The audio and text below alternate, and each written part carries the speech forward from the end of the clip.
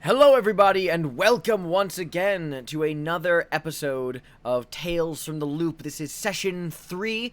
My name is Xander. I will be your game master for the evening, and joining me are some of my lovely friends here who will be playing their delightful children. Some of them you may recognize. We have the lovely Queen Creeps playing Nancy Perry. Hi, I'm sorry we didn't do this the other week. I decided to be a dick and graduate. Yes, you did. You are very much a dick, and congratulations. More like congratulations.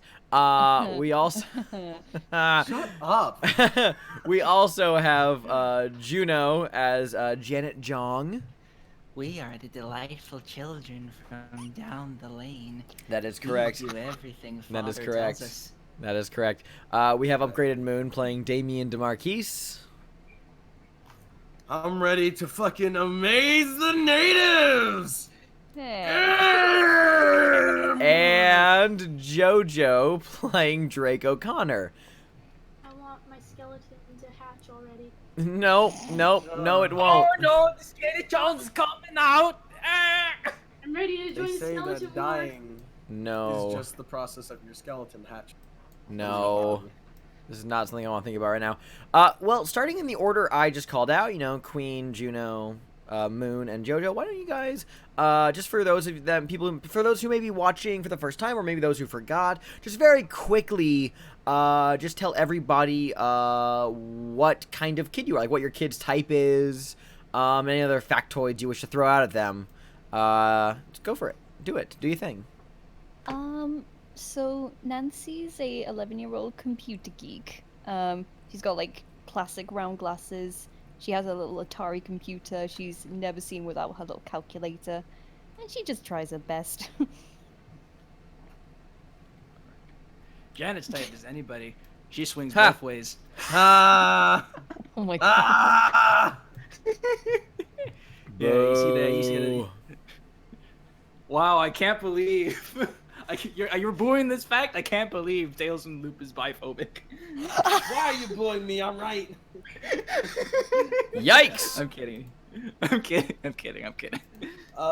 So Damien DeMarquise he's a jock. He's 14, plays hockey, kicks ass, takes names, obsessed with secret sound dimensions. Yes. I wish I was lying. Oh yeah, by the way, my character's a rocker. She plays music. Yes, she does. Yes, she does. Oh my Drums. god. My character is oh god. Go ahead. No, go for it. My character is the troublemaker, and he's a little turd head, but he does his best because he just wants people to like him. He's not that much of a turd head. He's a You're a little bit of a turd head. he's a little turd, he's a little butt bit head. of a turd. A little bit of a butt face. I'll kill you. Only I Little can bit of a insert butt nugget. insult, I think. Fucking butt He's a bit of a butt nugget. Well, awesome. Thank you guys so much. Yeah, so it's been a while since we last played, but we're trying to play a little bit more consistently now. I'm not going to, promise a schedule exactly, but everyone here loves their loops. Get some good loops for breakfast. They got to get those umlauts in your life. Fun educational fact. If you don't know what an umlaut is, it's the 2 dots over a letter in those languages. Anyway, yes. So, this is our ongoing campaign, you could call it, in the Free League Publishing game Tales from the Loop, which is based on the stories and art created by Simon Stalenhag.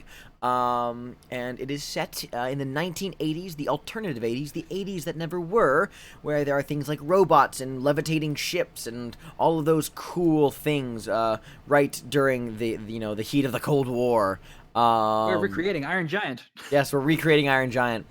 And the game is told very similar to what's the word I'm looking for?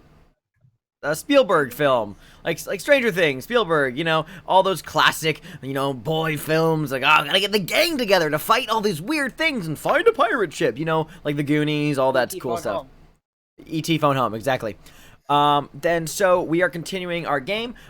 Today's session is still called Horror Movie Mayhem, as we are right in the middle of that mystery episode when we last left off, which I would like to recap for a little bit before we dive into it.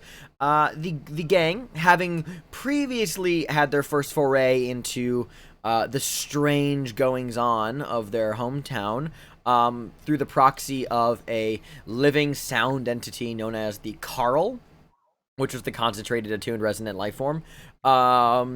It's weeks had passed and they're in the middle of their summer vacation. It's hot in Boulder City, Nevada, where they live, and they were just passing the time, doing their thing, and then some weird stuff began to happen involving the local parent-teacher association. As the Boulder City Culture Festival is coming up this next week, the PTA seem to have been creating propaganda to ban and collect all, quote, unwanted media, things like hardcore music and gory films and satanic things like Dungeons & Dragons, apparently.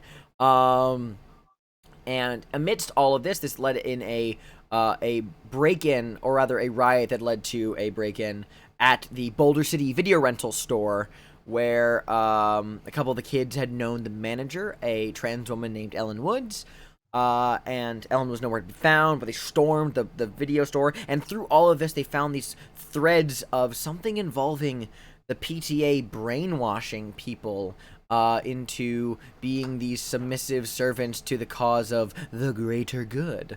And in this investigation, they found out that Ellen was hiding out in an abandoned pumping plant just outside of town, being sheltered with a group of people known as the Shadow People, which were various minorities that had fled from Boulder City to escape prosecution from the PTA amidst all the brainwashing.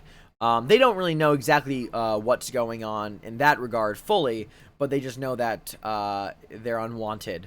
And because of a very successful role, the gang had convinced the Shadow People to, instead of just simply sitting idly by and waiting for things to smooth over, to instead not take up arms, but join the kids in their mission to stop whatever the head of the PTA, this woman named Janet, or as our resident rocker likes to call her, Lesser Janet. Inferior Janet. Oh, sorry, Inferior Janet, my bad. Yes, exactly. Yes, her name's Janet Thompson. They had convinced the Shadow People to essentially form a small militia to distract their break-in of the Boulder City High School, where the PTA headquarters is, as Ellen had revealed that they're doing something strange in a classroom there. So that is roughly where we left off. It is that same night. However, I'm gonna get some music going, because why not? We left off with you guys had wanted to finish your final preparations before going to the high school. The Shadow People, the ones who are not disabled or too young or too old, have decided to come with you, and they're going to meet you at the school, and they're going to help distract you, or they're going to help us try to distract the PTA members inside to allow you guys a better chance at sneaking in unseen. Now, Ellen had previously told you guys the layout of the school from her perspective as a captive there, including how many PTA members are patrolling there, which classroom their little headquarters is in. Now it's just simply up to you guys to get in. That is where I don't remember where we're supposed to go. Well, the high school. Well, no, I remember the high school. Which classroom? But I remember she said a room, and I don't remember which room anymore. It's irrelevant because it wasn't specified which room out loud, but she basically told you in game which room. We'll say it's room 406. That's a actually. That's a what? That's exactly what I was about to say. Shit, in sync. I can't believe Unbelievable. So, yes, we are going to have that happen in just a second. We are still technically in a mystery scene, as this game is played scene to scene. If there are any other preparations you guys would like to undertake before going to the high school, now would be the time to bring them up. Okay, I would like to see if which other members of Beasts from the East are available. You know what? Yeah, why don't you make me a contact check? Okay. I feel like that's a good way to start it off, is by trying to reach out to your friends and successfully contact Oh, look at that. Would you look at that? One success. Okay, totally. I need to pull up my reference sheet. 1 second. Where did that go? There it is. Player reference sheet. For a successful contact check, yeah, you tell me who you are. You overcome the trouble of finding them, and if you succeed, you find them, and or they are readily available to help. I will say for one success, I will give you one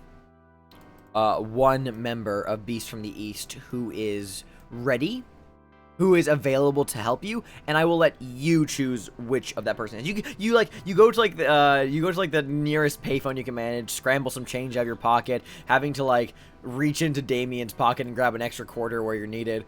And you. I'll pay you back, Damien. Yeah. You make a couple phone calls. Who is it you're trying to? Who do you want to pick to be your aid?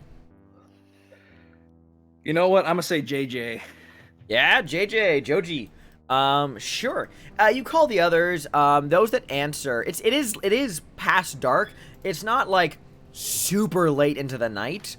It's like only, I'd say, maybe about like 9 p.m. So everyone's finishing up with dinner, and they're like, oh, so I can't, parents, can't get out of the house.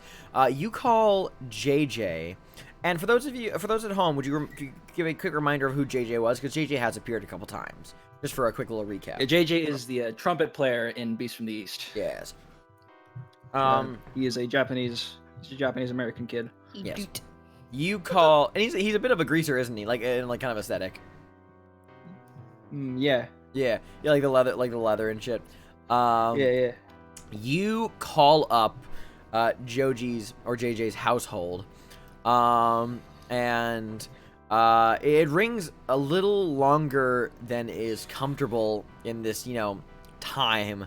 But you hear the receiver get picked up, and you hear some background yelling in Japanese. And then JJ's voice very clearly over the phone saying, "Hello? Hey, Joji, what's up?" Jana, is that you? Yeah, I mean, not much. I mean, we just finished eating out here. Parents are going out to something. I'm just looking after the sister. What's up? Well, I got a quick question for you. How are your chops doing? My chops? Oh, yeah. Yeah, they're doing all right. Why? Good, because I might need to sort of ask you a favor. There's a bit of a pause, and then you hear him like turn his mouth away from the phone for a second. You hear him mutter something in Japanese, and then like a background voice you can't actually hear. And he comes back and he says, yeah, what up? What kind of favor are we talking about? Well, the few of us are heading over to the high school to.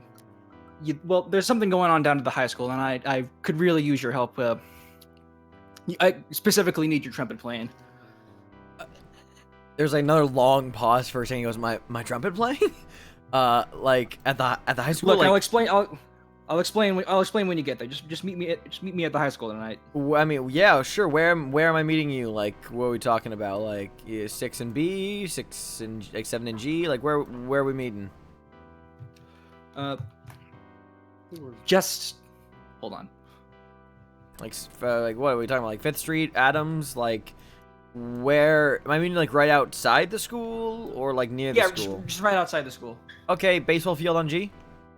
Yeah, baseball field. Okay, yeah, I'll be there. Sure. All right. Thanks, JJ. You the man. Yeah, he hangs up the phone. And you have successfully recruited JJ to your cause. Awesome. Sweet.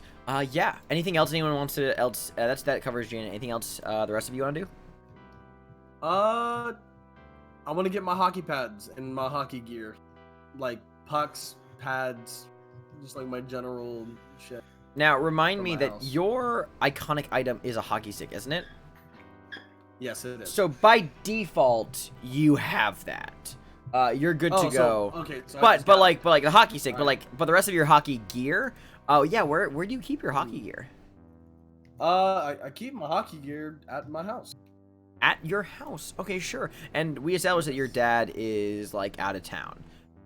So yeah, Dad's you guys. So you want to take time to swing by your house before going to the school to grab your hockey pads? Mm-hmm.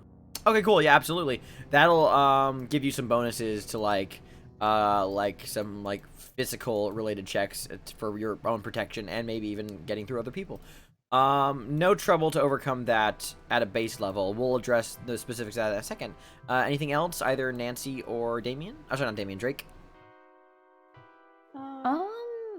I don't think she'd do anything else. No. Okay, cool. And Drake? I don't really have anything that could be of use in this situation, Sure. so I guess Sure. not. Okay, cool. Then are you going by yourself, Damien, or is the whole gang coming with you? With rather the four of you total, not the shadow people included. I'm sorry.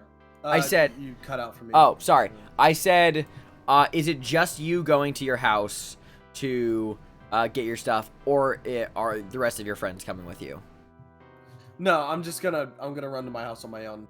No. On your own. Okay, totally. You are going to run to your house on your own. Great. So My you, house. how you getting there? I'm gonna bike. Okay, But- you wait, hop on did your I- bike. Did I Oh. show up by roller skating or did I show up by biking last? You were I on think you roller skates roller at skated. one point, but it has been more than a day since your introduction on roller skates. Okay. Then I'll Oh no, yeah, use my you bike. guys had to bike to the factory. You guys bike 30 minutes of time, so you definitely have your bike. Yeah, you hop on your bike and you're gonna head back to your house. It's a little bit more on the like easterly side of town, and like not like the nicer part, but it's near Del Prado Park. It has some like nicer looking households. Your dad has a little bit of money tucked away. You show up outside. You bike past all of these streetlights, and you arrive at home. Darkened house. You haven't been there for most of the day, and your dad's definitely not home. Yeah. You walk up to the front door. You open it. You head inside. The house is dark, so you flip on a couple of lights. You walk into the room where you keep all of your sports gear. You open up the big, old, kind of paint-stained and sticker-covered hand-me-down trunk chest that you had, and it not like a little bit of dust comes up, and sitting inside is the rest of your hockey gear, pads, and all of that fun stuff. Okay. All right. Dope. Yeah. Cool. Then you grab that, and you're gonna head on back. Yes. Oh, I need my pucks. Yes. My pucks just in case. Now, all of these items will give you bonuses. So if you go to your character sheet, there are the items tab, which you can be adding things to these.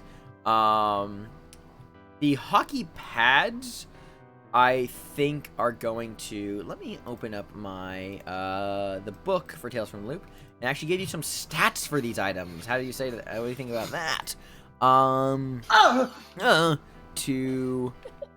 So you actually know like what bonuses these will give you.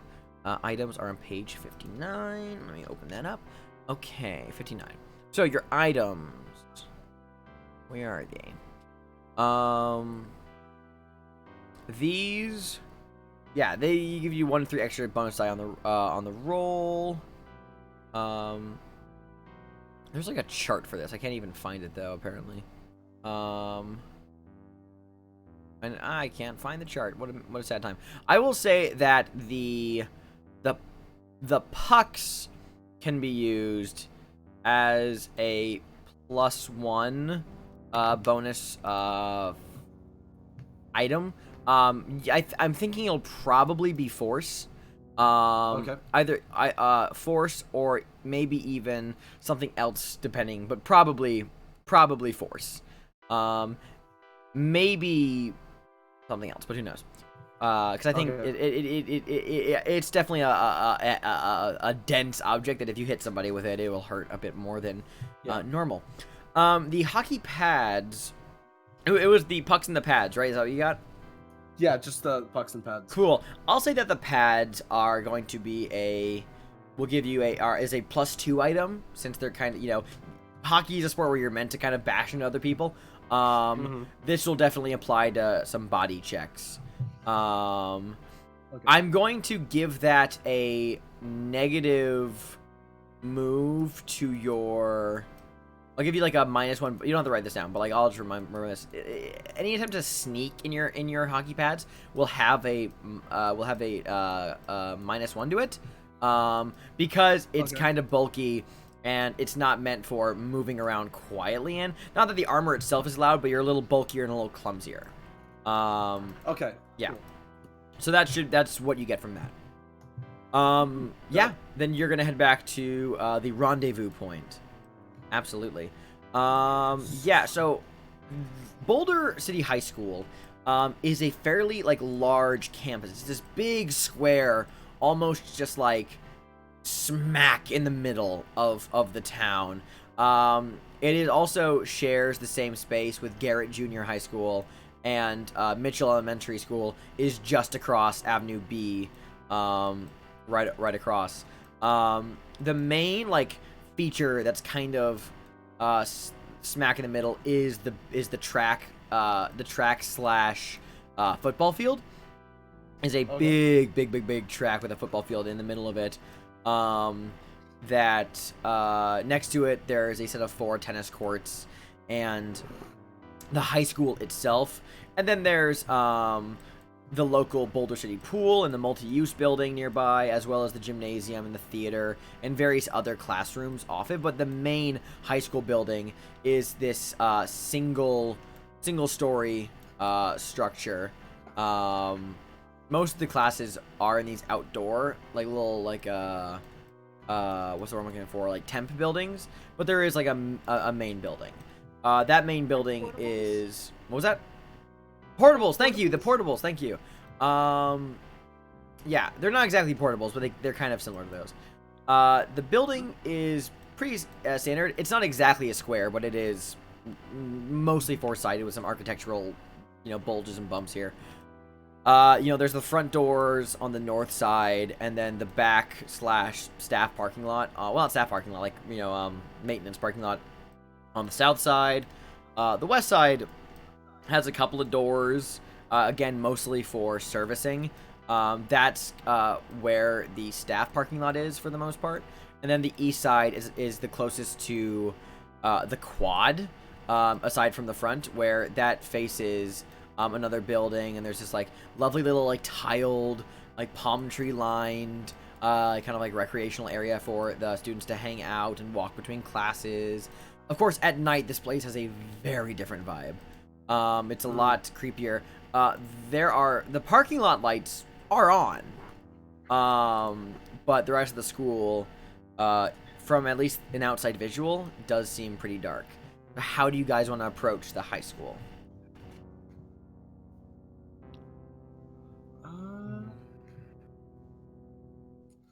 So I know last time we talked, we wanted to approach the high school from behind, from the back entrance, while the people in the front were causing the commotion, just totally sneaking in through the back. Yeah, totally.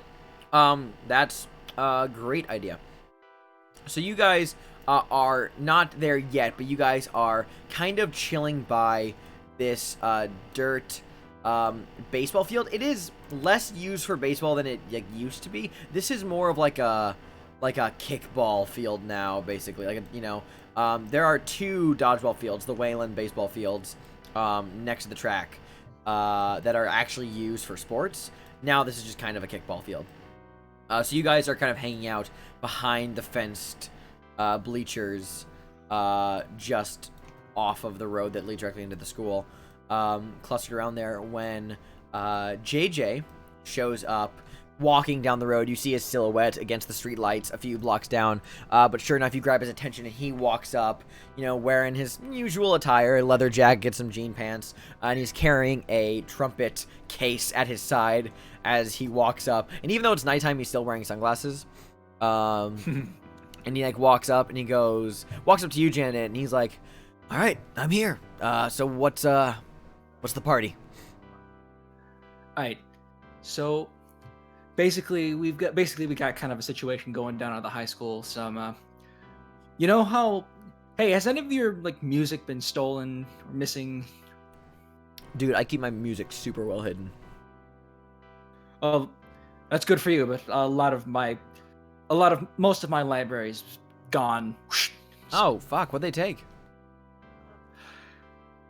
Most things. That sucks. Real sorry. All right. I mean, I've heard a couple other people complain that their parents have been taking, stuff from their homes, and the PTA's cracking down on everybody. Is that what this has to do with? That's precisely it. Apparently they've been brainwashing people. He kind of into doing their. He kind of quirks his head for a second. He goes, through all that propaganda they've been spreading, the flyers and stuff. Well. Yes and no. It's not just the propaganda. They have, according to somebody who escaped. Ellen down at the Hoover's video store. Yeah, Hoover's video rental.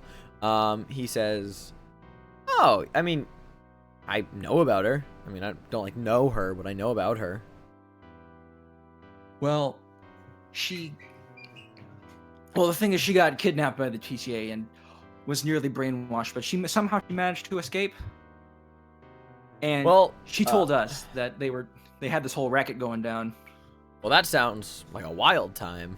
All right. I mean, I don't know about any of that.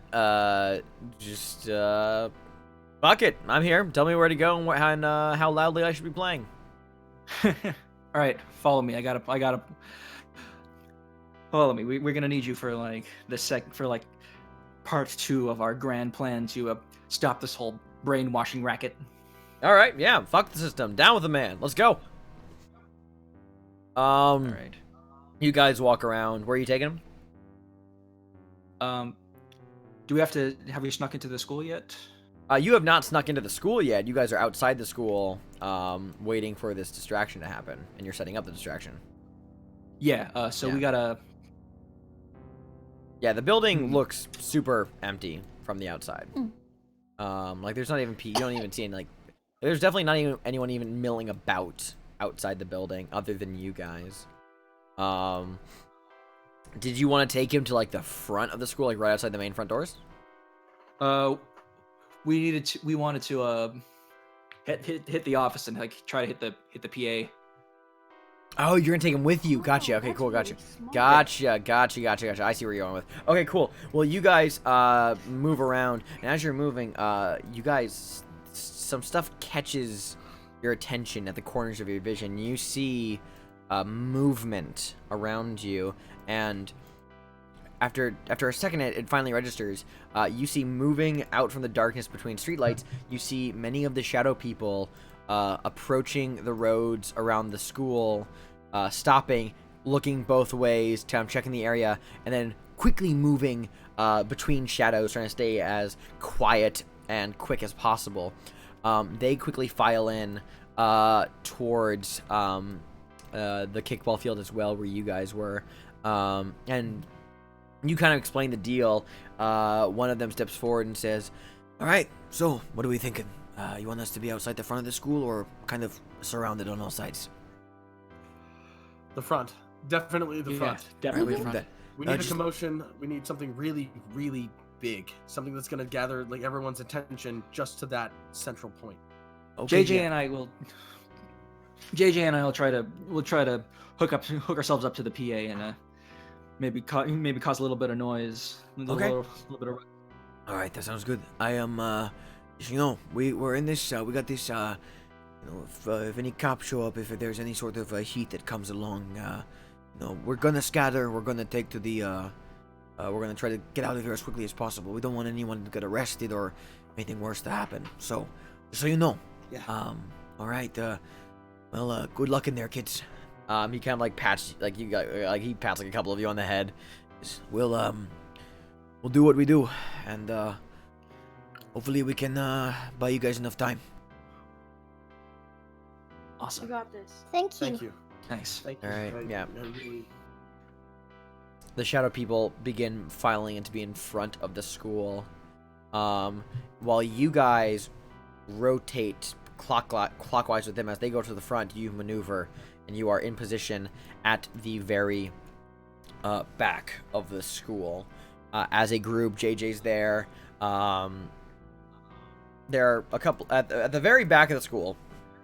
There are some closed hatches for trucks, and there's also like several doors. There's a couple of blue painted service doors near that, like those closed off garages, and then there's like an actual glass paned school door that it leads directly from one of the hallways. You guys know, and also because Ellen gave you guys this information, also general reminder, Ellen's information, any relevant roles to anything involving the school, you guys get a +2 bonus because Ellen gave you really good information. Yeah. Where do we All right. put that +2 at? What was that? Where do we put that +2? Any roles that directly involve information you would have learned from Ellen regarding getting around the school or getting into the school. Okay. Yeah, so I'll call for that one when it comes. The doors are all locked. How do you guys want to try and get in? You jiggle the handles a bit. Figures. Open Yeah. sesame. Some of the doors have just standard locks, but a couple of them have newer code locks, especially the service doors here at the back. Yeah. What do you want to do? What about the windows? Are all the windows locked? Yeah, you check. The windows are all locked from the inside. And, it is a single-story building, so it's all the windows are on the same level. But yeah, Is there a basement? there is, there's like a cellar for like the boiler and things. However, there doesn't seem to be any external entrance to that. So does anyone know how to pick a lock? I No. can try. Yeah, go for it, Drake. Okay, Yeah. Drake. Yeah. I would like you to make first of all, a calculate roll. I will let you have a +2 bonus to this, to try and understand the locking mechanisms in the door. Calculate? Calculate. Ah, found it. Yeah, and you also need to add a +2 to it because you can also increase that by 2. For this check. So, yeah, you get to roll 2 extra dice for that. Okay. Yeah. 2 extra calculate dice? Yes. No. Are you kidding No, sorry. me? No, sorry. Increase the roll by 2. You can increase that by just make your tech a 4 and then roll. Because you get a +2 bonus to this. okay. Yeah, you're rolling the pool of dice. Oh. Yeah. Okay, cool. The roll of 4. Yeah. There we go. And even with a checked condition, you get 2 successes to that. And now you can bring that back down to a 2 on your tech skill. For a calculate Yeah. roll. 2 successes on a calculate. Yeah, you know how you kind of examine the lock, you kind of tinker around with it for a bit, and you get the idea of how best to use this. So in that case, now that you know this, you may now roll a tinker check to pick it. Now before you roll anything, This does not get the +2 bonus from the information that Ellen gave you. However, because you rolled 2 successes, you can spend you get a bonus effect of you get a +1 on this die roll. So increase your tinker skill by 1 before you roll this. Okay. Yeah. 1 success. Not bad. Hell yeah. Alright, now bring your tinker back down. Hell yeah. Alright, the rest of you watch as, after Drake takes a minute to, like, fiddle around with the lock and really just kind of get a feel for it, takes out a couple of janky tools he's brought with him, and just begins to fiddle around with it. There's a long bit of silence other than just the occasional crickets from the nearby fields and the sound of the metallic tools just kind of scraping against the internal mechanisms. It is then broken by a satisfying click as the lock turns Nice and job, Drake has Drake. unlocked the back door into the school. And that's Awesome. how it's done. Mhm. Yeah. Good job, bud. Claps your back. And as you I can already unlock pick up locks. As you unlock that front door, you begin to hear a commotion from around the school near the front, as it seems the shadow people are not beginning to do like a riot outside, but they're definitely making their presence known by talking loudly, and trying to keep themselves quiet enough that it doesn't attract the attention of anyone outside of the school grounds, but it is clear enough that if you can hear it from here. So you guys hear that, and the door is now open. All right. All right, it's game time. Janet, All right. JJ, you guys know what to do. We need Yeah. to go and find that room. Okay, JJ says, all right, what are we splitting up for this or what? Yeah, we're splitting up. First, we gotta hit the Yeah. band room. First, we gotta hit the band room. I gotta grab a snare drum. The band room? Yeah, sure, okay. Wait, what? And then, so you guys are off. You guys, dart down one of the side hallways.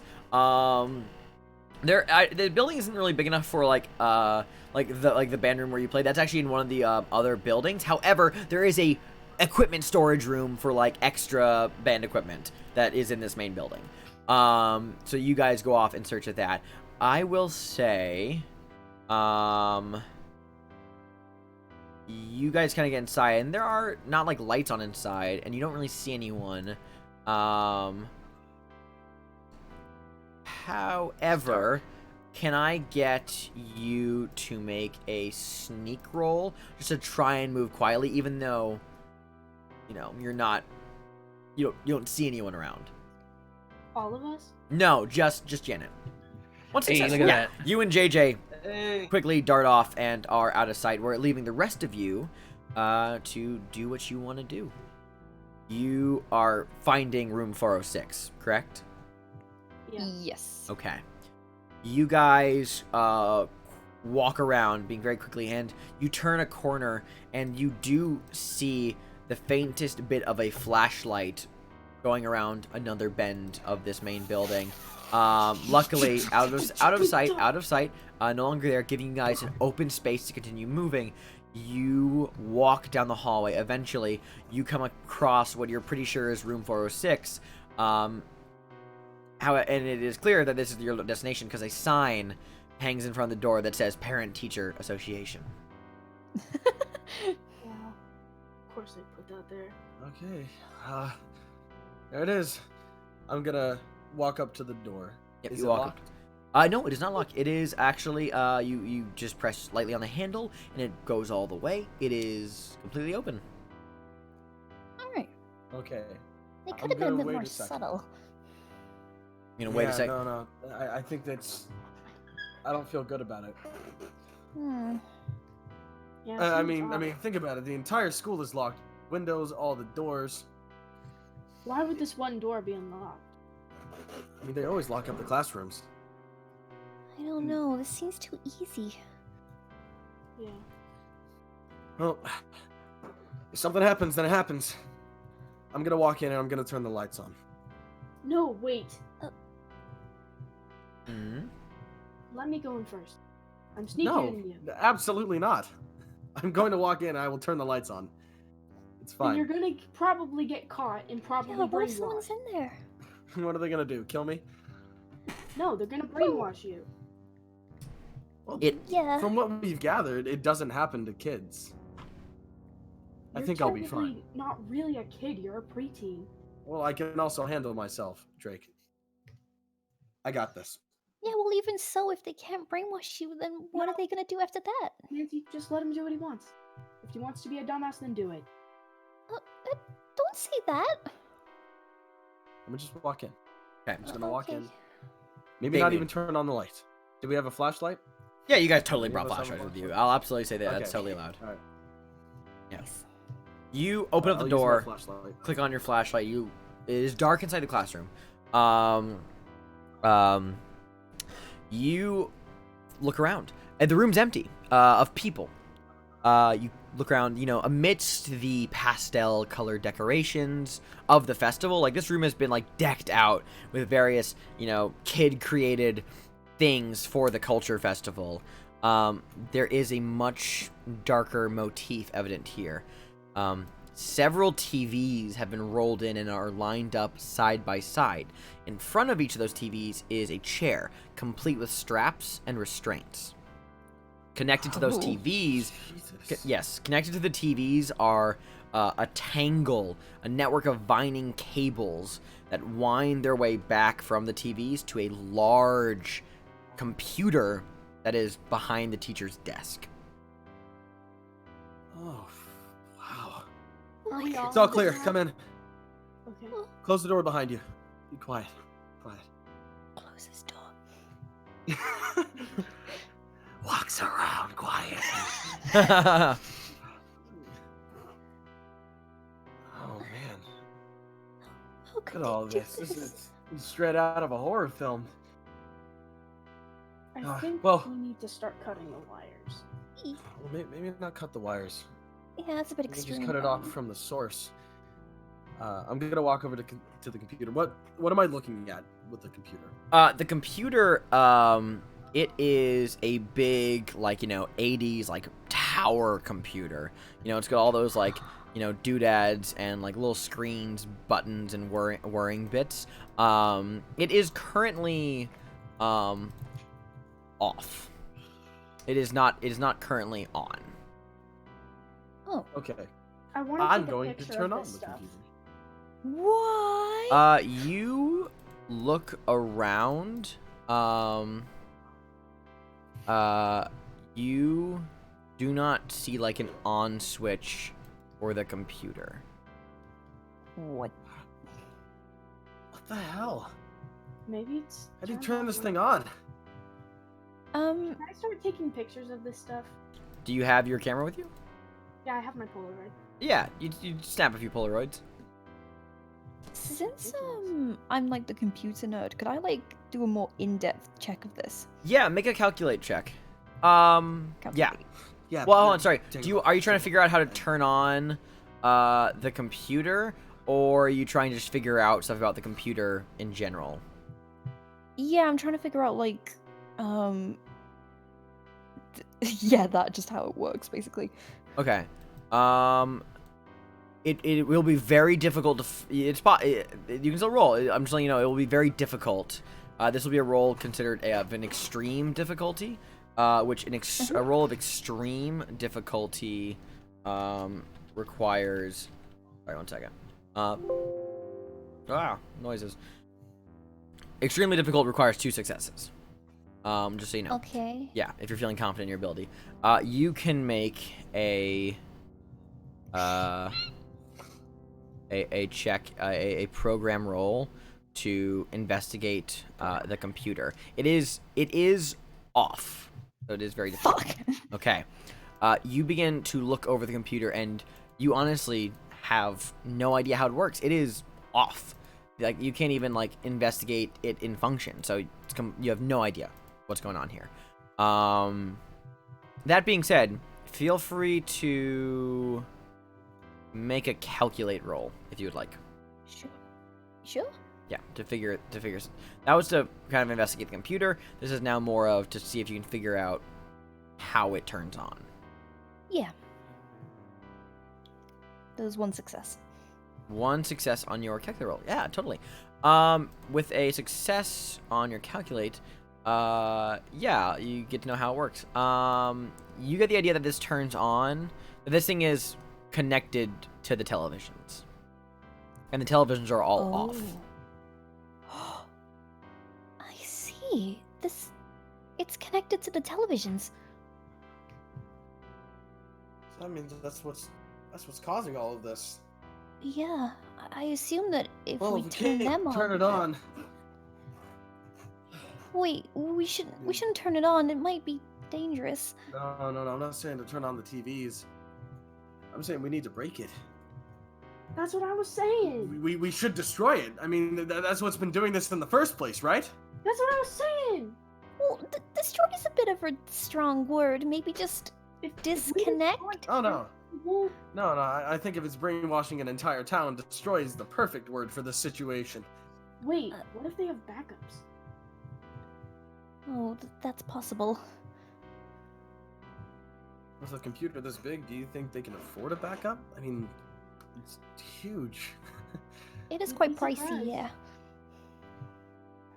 Well, I know what we can't can buy do. too many. We can disable this one while it's here, and I just start yanking at cords. You're just pulling gonna them start yanking at cords? Abso-fucking-lutely, dude. I want to start I want to try cutting the wires. Ab? What's the point of cutting the wires if we're pulling them out? Because they can plug them back in. That's a point, yeah. They can also get more wires. Alright, fine, I'll kick the damn computer. You kick the damn... God damn it! Punt it! Okay, totally.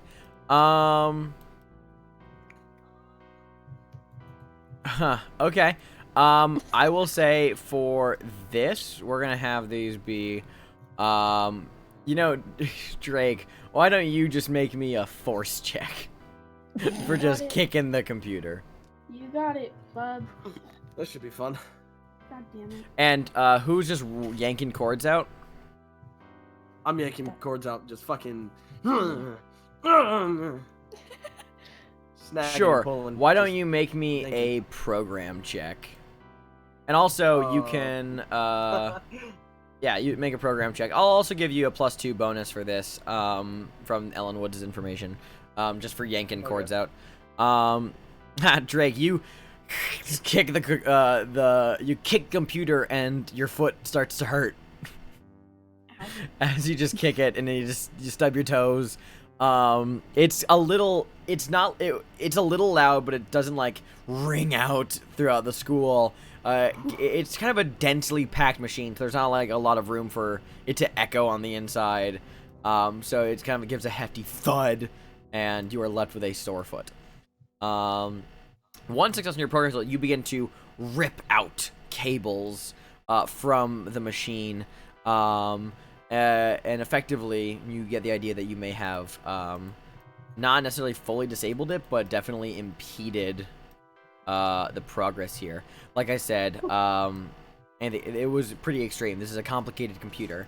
But with one success, I will give you that you definitely have done something. But it doesn't seem like the machine is disabled from it, like fully. Maybe hampered, but not disabled. Like A couple of the clear, cables. Like, Yeah, no. A couple of the cables are like not just plugged in there, but they're like directly like bolted and attached into the computer currently. So you rip out the ones that are able to be ripped free. But like I can pull out the ones that are like. Yeah, and you strategically like look over the computer and being okay, don't know how this works, but I know that you can pull these free. I know that I can pull these free. These don't come out. That's an electrocution hazard if I grab that, and you just kind of grab the ones you think will count the most with your current ability. Okay. Yep. And just to be clear, like does this disconnect the TVs from the computer? It connects, disconnects some of them. Okay, but not Some all. some of the TVs are bolted into the computer. Okay. Jesus. Yeah. Man, they really like their bolts. Hmm. Okay. That should do it for at least a little bit. Yeah, Too many I wires. suppose. You don't think they can just plug them back in? Do you think they can get new cords? How'd that kick do? Sure. What we learned. Anyway, Anyway, I don't hear any music yet. Do you think Janet's gotten into the room in time? Think she's okay? I'd hope so. yeah, There's we'll cut over to that. Let's cut over to that right now. Janet and JJ, you guys get to the room you're looking for. A couple of narrow misses with sluggish patrols in the hallways. Most of them are walking towards the front door to check out the commotion. You guys come into the administration office where the PT, the sound system, the announcement, PA. Thank you, the PA. Thank you. I was about to say PT. I'm like, that's not right. The PA. I was about to system- have a heart attack. Yeah, where the PA was PA, patrolling. where the PA system is rigged up. Okay. How is it rigged up? You know, there's a microphone, there's a little soundboard to turn it on, to turn it off, adjust, you know, and pretty simple. All right. I'm gonna go ahead and set up the snare, have JJ take out his trumpet, warm up with the mouthpiece, not the entire thing, because Yeah, we don't want to cause. He's like, I know what to do. He just begins to like warm up. Yeah. And then I kind of like crack then- my knuckles, get ready to. Yeah, JD looks at you and he says, "Okay, so what do they do when they come for us?" Well, first we gotta bar the doors. Oh, with what? He like looks around. Grab that are the chairs and like stuff in the office. Yeah, totally. Yeah. Let's grab those chairs. Push them up against the door. And does it lock from the inside? It does, but they're all key locks. Yeah. So we need the key to lock it from the inside. Yes. Okay, got it. Okay, so we'll just bar the doors with the furniture then. Sure. Help me push this desk. How about you make a Let me see.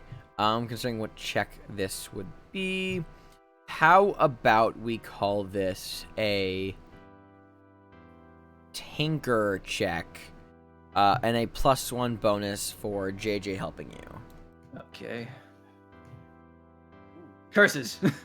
No successes. All right, you guys put furniture in front of the doors. It works, in your opinion.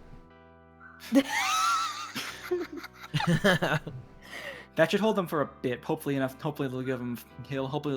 It'll give the rest of them a time to take care of what they need to take care of. So, the PA system is in front of you. All right, let's do this. Puts my hands together, rubs and it's a little rat-a-tat on the drum. Give JJ a nod. He nods back at you. All right. I turn on the PA. There's like a little mechanical like screech all across the school as the microphone is activated. You guys hear it in the classroom as well. Oh.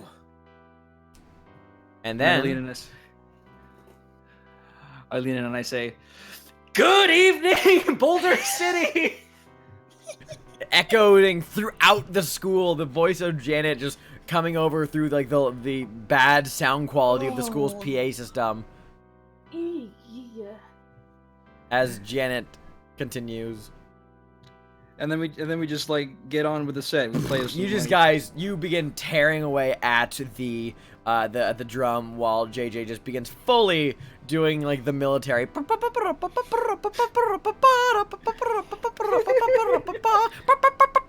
Just doing that at like full blast over the intercom. It's like the microphone is beyond peaking. It's just Christ. noise now. It is loud and it is echoing everywhere throughout the school. So you guys do that. Meanwhile, back in the classroom. Oh, speak of the devil. God! It's so loud! I can't hear myself think! Maybe you should not plug that your bad. ears then. Fuck off! Ah! Stop Okay. swearing. Something earplugs. Earplugs. Okay. So, what now? Do we just stay in here, or? Well, I think maybe I can go back with option 2 and break it open. Oh, Look at these. Some of these cords are bolted in. They're stuck. And some of these are stuck to the TV. So to get to those, I'm gonna need to get in. would you like me to help you? Nah, I'm just gonna You're break it gonna open. get electrocuted. I'm gonna break it open. I'm just gonna Yeah, hit it. just I'm gonna try hit it a not couple to hurt times. yourself. How- I got hockey pads. I'm fine. How would you like to break this open? I think I'm gonna. Okay, so with how it's set up, am I able to like pry open like one of like the sides of the computer? You could certainly try. Okay. Never mind. I'm not gonna do that. I'm just gonna hit it. I'm gonna hit it with my Okay. hockey stick. So this A would lot of be time. this is a force check using your special item. Okay, and then I add a +2 onto that. Yeah. No, your hockey stick already gives you a +2. The +2 is from Ellen's information does not apply to busting shit up. Okay, I'm gonna beat the shit out of it. Yeah, do it, man. One success. Ah! Yes. Okay. Yes! Excellent. Yeah, you begin to just fucking hammer away at this computer with your hockey stick. It dents and it buckles, and there's like glass shatters and buttons fly off almost as if they were teeth from a skull that just launch and scatter across the room as since the machine is off, there's no sparks, there's no smoking, as this thing is just reduced to a pile of... Not a pile, it's not being over dramatic there. It is basically just like this now dented, misshapen, fully fucked up mess. Like, if this computer could function, then, you know, penguins can fly. Just fucking heaving and hoeing. Your muscles ache, and your hockey stick, it takes a little bit of wear and tear from that, but the job is done. The grunting really wasn't necessary. I don't think it's coming back from that. Well, yeah. Looks like you got the job done. Yeah, let's see. Can I start inspecting some of these cords again and just like yanking out the pieces that are now exposed? Sure, make an investigate roll. I want to help with Okay. this. Okay, I'll give you a +1 bonus. This. Oh wait, a +1 bonus? Yeah. Okay, let me try that again. Oh wait, shit, wrong one. One success. Ah. Excellent. Yeah, you begin like looking around. I mean, this machine's no longer functional. It is, the TVs are still intact, but like the cables that are attached to them are like, they're definitely not going to send any signals if these things were turned on. This computer's busted up. You do notice a couple of things though. Aside from what you were looking at, your other things in the room catch your attention. First of all, you guys are mostly focused on the computer at the head of the room that you barely noticed, like the boxes on the tables all around the room that are just like full of stacks of films. A bunch of, and it's like a bunch of like rom-coms and like family comedies. It's a couple of dramas as well. A lot of wholesome, family-friendly stuff stacked in these boxes. I want to go look at this stuff. Right, you do. Yeah, you also find a receipt that's kind of you also find like a receipt tucked around tucked around in boxes. It's a receipt for a new projector, a new video projector. Also, you notice this, and I'd say that this wasn't like hidden, but like you definitely take notice of it, is on the desk next to the computer, there is a very, what's the word I'm looking for here? Conspicuous manila folder that's full of notes, and there is like labeling on the front of it in like that says, you know, in standard like, you know, typeface, it just says Janet Thompson, hypnotic programmer, DARPA, DARPA, and then stamped in that with all caps like red ink is just classified. Hey Nancy, Huh. would you mind taking a look at this? I feel like you would understand this more than any of us. Oh, sure. Yeah. I look. Why don't you roll me a comprehend check to flip through the notes? Comprehend. Oh yeah, I have that. For fuck's sake. Would you like to push it, or maybe spend some of your luck to re-roll the pool? Yeah, I'll spend a luck point because pushing worked so well last time. Yeah, right. Okay, roll it. One Yay. success. Yay. Okay, there we go. All right. I did it. You read through notes. It's some dense stuff, Nancy. It's but you know, you're a smart kid. Some pieces, you know, click together here. These notes discuss basically what's going on here. First of all, that Janet Thompson, aside from being the head of the PTA, apparently has worked in hypnotic programming for the Defense Advanced Research Project Agency.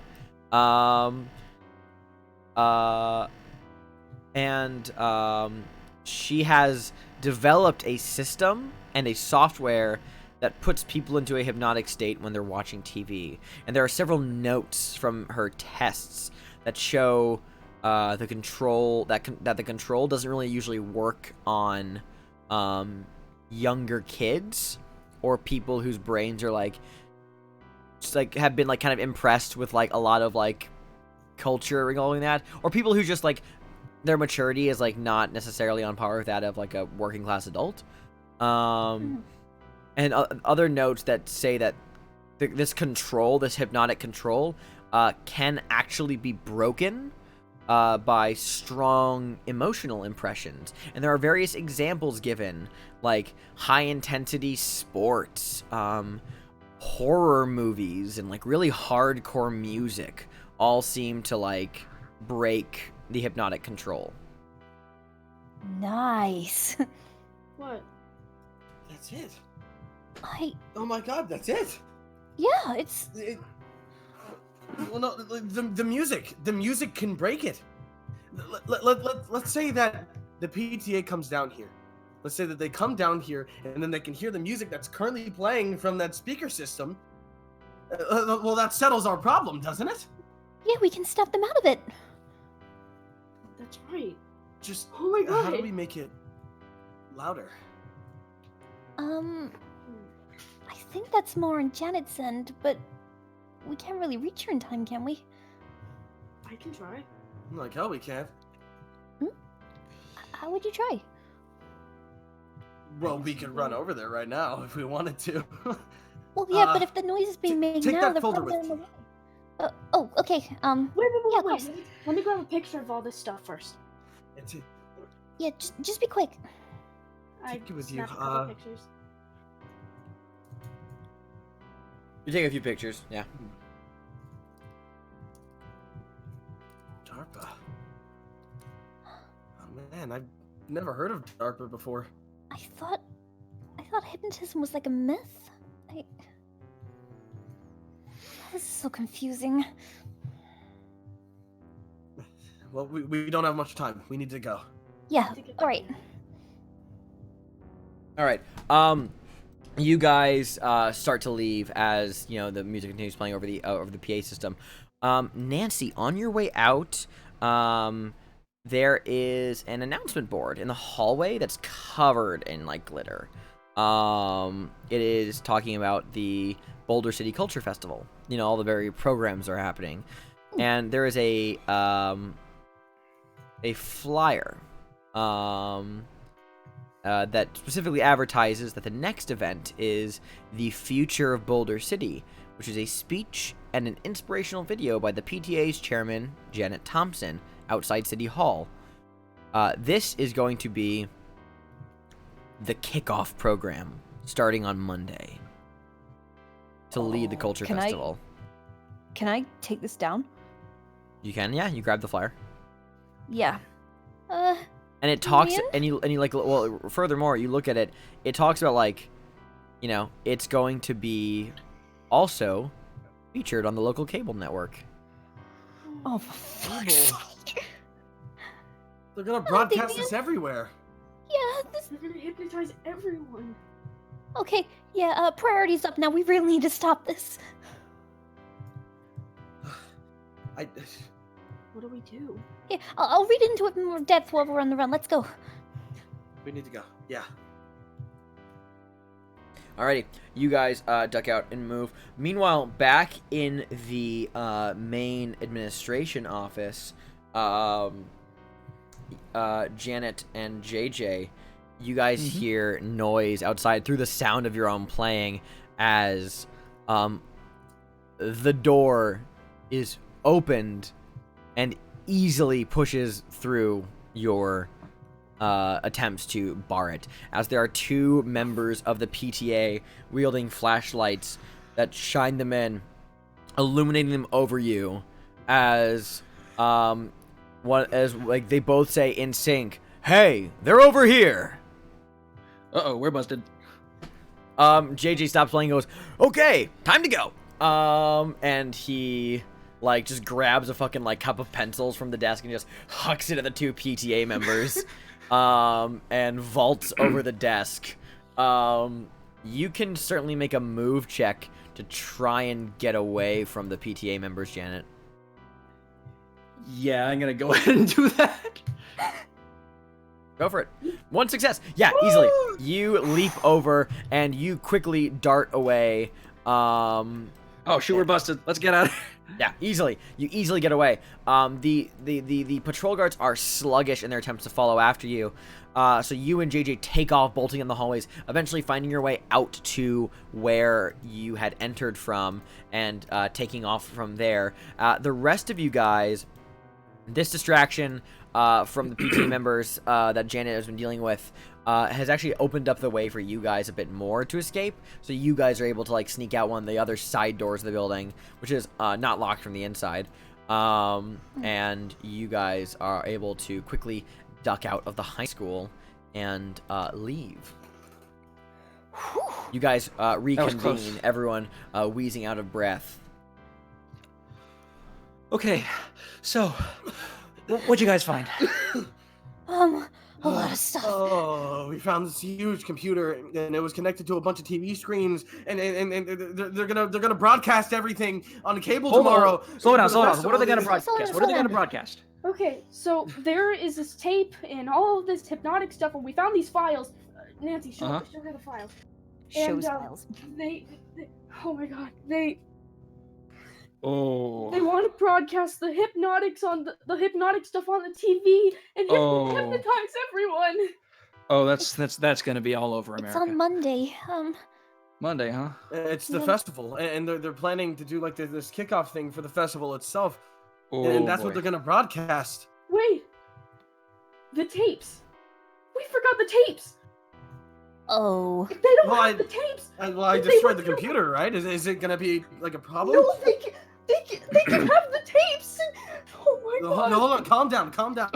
I destroyed the computer. You know, the computer had all the TVs. Do anything? That's just for hypnotizing people one-on-one. If they have the tapes and they broadcast all of that, they can.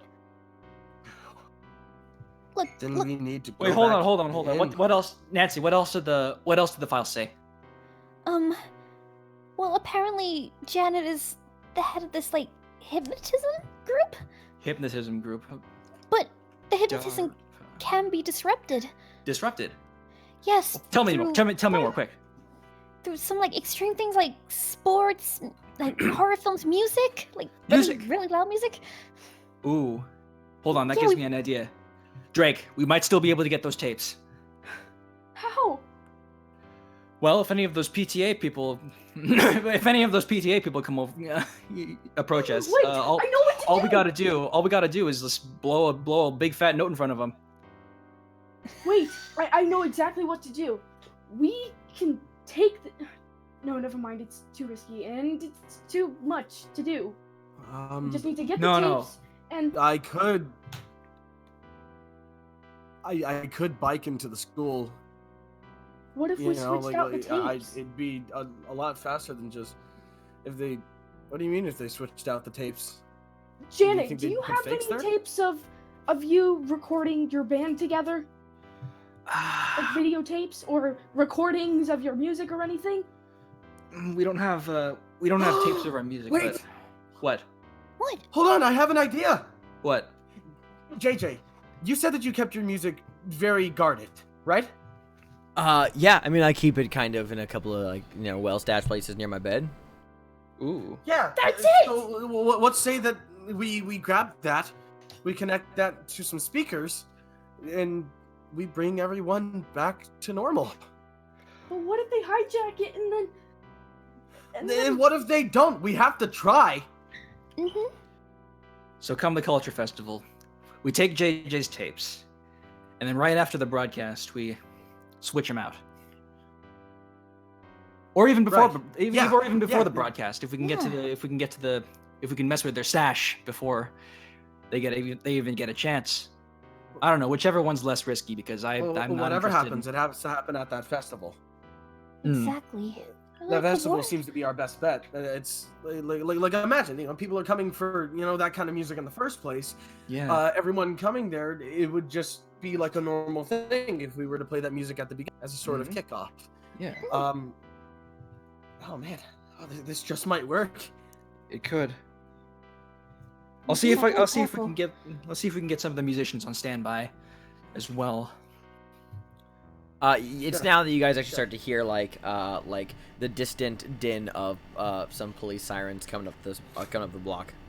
Oh boy, we gotta get out of here. We need to go. We need Right. to get the shadow people. They said they'll take care of themselves. Okay. They'll be fine, I hope they'll. but we need to go. Yeah, we gotta go. Let's go quick. All right, you guys out of there, and we're gonna take a break. Awesome. Nice. Well, we got our game plan. Let's go. Mm-hmm. Yeah. Alrighty, so we will be right back in a few minutes. Don't go anywhere, you guys, for the next exciting part of Tales from the Loop. So yeah, stay tuned. I require loops. Brother. All right, are we out? Poopy. Welcome back. God damn it, Jojo, that was on stream. God damn it. That was unintentionally good timing. Hi, everybody. Welcome back. I think you just cut the tail end of it. Welcome back, everybody, to our Tales from the Loop stream featuring the gremlin known as Jojo.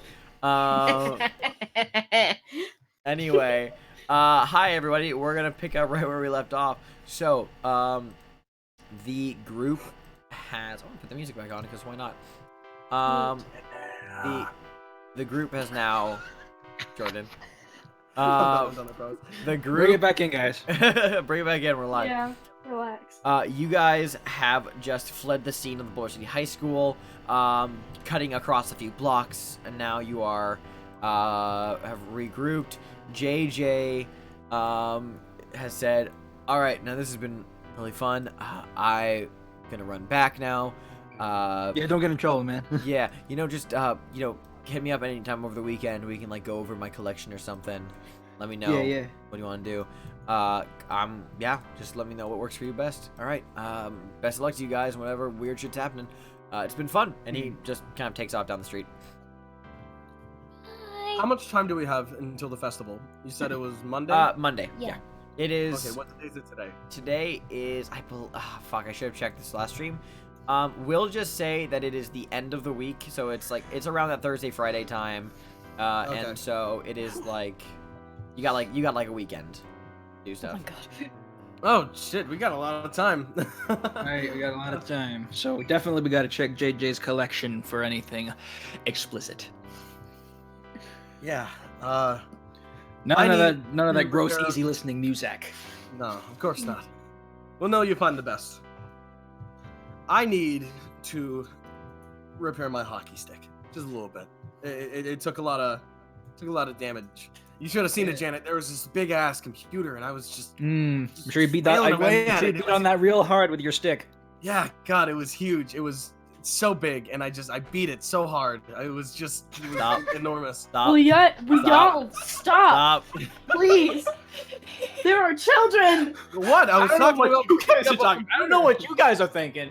Get your mind out of the gutter, Drake. Come on. And I give a subtle wink to Janet, but like a not so subtle one, as in like a I'm like Well, I guess you got to give your stick some love, huh? Yeah, just a little bit. The next day. I'm going home. I'm going home. Yeah, you guys are all gonna go home. Alrighty then. All of you find your way home for the rest of the evening. Excellent. Then we will close out on that scene. Does anyone want a scene for their for getting home that night, or shall we pass on to scenes of the next couple of days, the following weekend? I would actually like a scene. Sure. Would you have an idea for a scene, or would you like for me to give you one? I have an idea. Okay, what's your idea? Like, set the scene for me. What's going on? So, I'm about to go back to my mom's house. Mm-hmm. And I see that her car is there because it's. What time is it? Oh, by the time you get home, it's like 11. Oh, fuck. She's home early, and I wasn't expecting that. Now I know I'm going to have an ass full when I get home. So I'm just. Yeah, because that's where your mom talks at it. Yeah, exactly. So I'm already in like a frantic kind of mood, and I'm not in the mood to get my ears chewed out by my mom, so I don't really know where else to go. I don't know where I don't know where my Mima is. I don't know what my mom's gonna do to me when I go back, and I don't know what else to do. So I go to Damien. I don't know where else to go. Okay. You're gonna cross town really late at night, not wanting to face your mother, so you start making your way. Could you make me a move check, actually? I can, my good friend. Buddy chum. God damn it. You begin biking up across town when a patrol vehicle rounds the corner from a nearby block, sees you, quickly runs a siren, just to get your attention, and the cop car keeps pace with you. You're on your bike, aren't you? Yeah. Yeah. The cop car keeps pace up with your bike as it's driving past, and the windows down. You see a couple of officers inside. One of them leans out and she says, "Hey kid, what are you doing out so late?" Does her voice sound weird?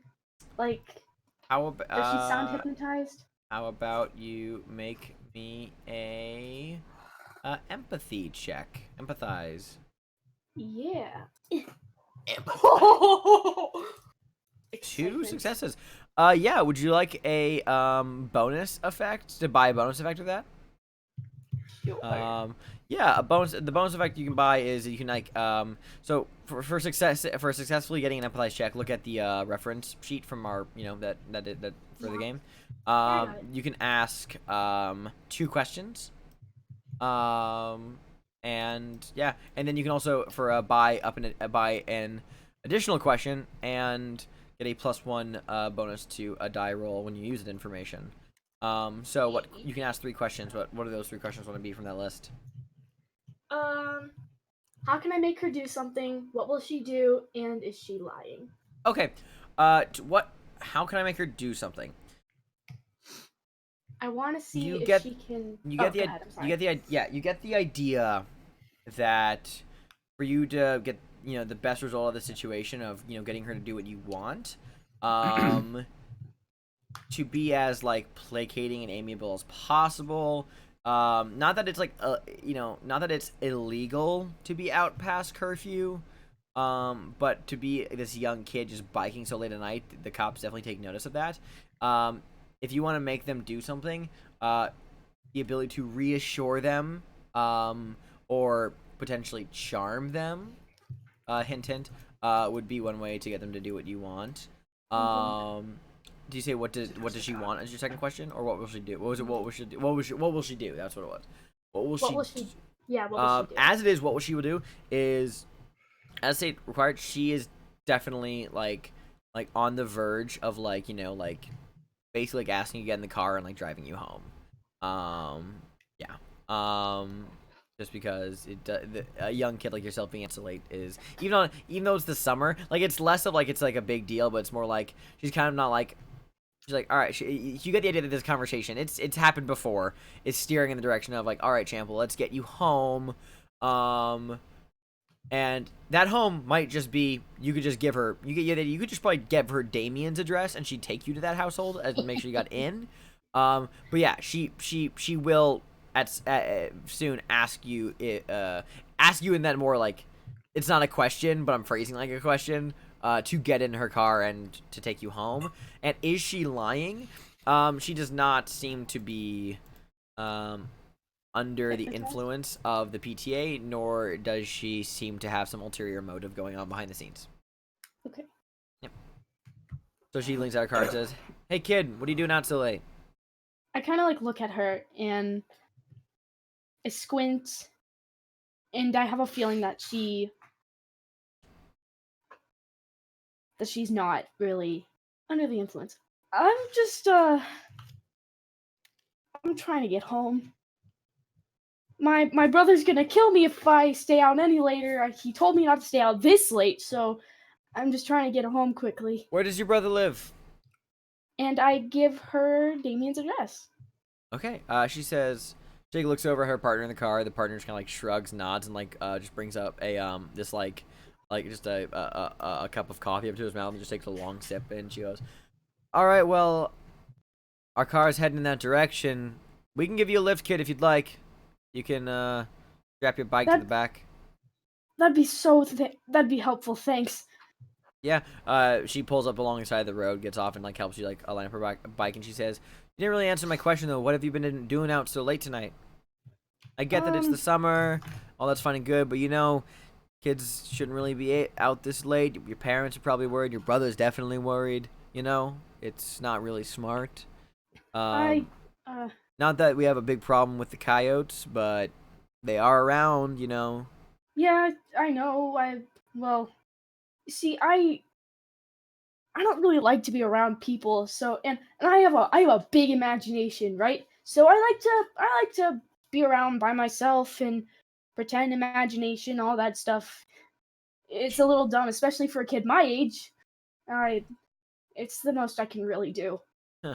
And he kind of like scratches the back of his head in embarrassment. Why don't you roll a charm check? And you you can use a +1. You get a +1 bonus to this check. Excellent, eh? Yeah. As your success. Dang it. Okay, cool. She doesn't seem to be like personally swayed one way or another by you. She just kind of nods and says, "All right, well, we can at least get you home, and so hop in the back." That'd be really helpful, thanks. Yeah. Drives you home. Very little conversation on the way there. Gets the address, pulls up, and she like looks out and says, "Is this the place?" I say, "Yeah, this is it. Thanks so much." All right. I won't be out this late again, I promise. Thanks, kid. Really appreciate that. Grab my bike.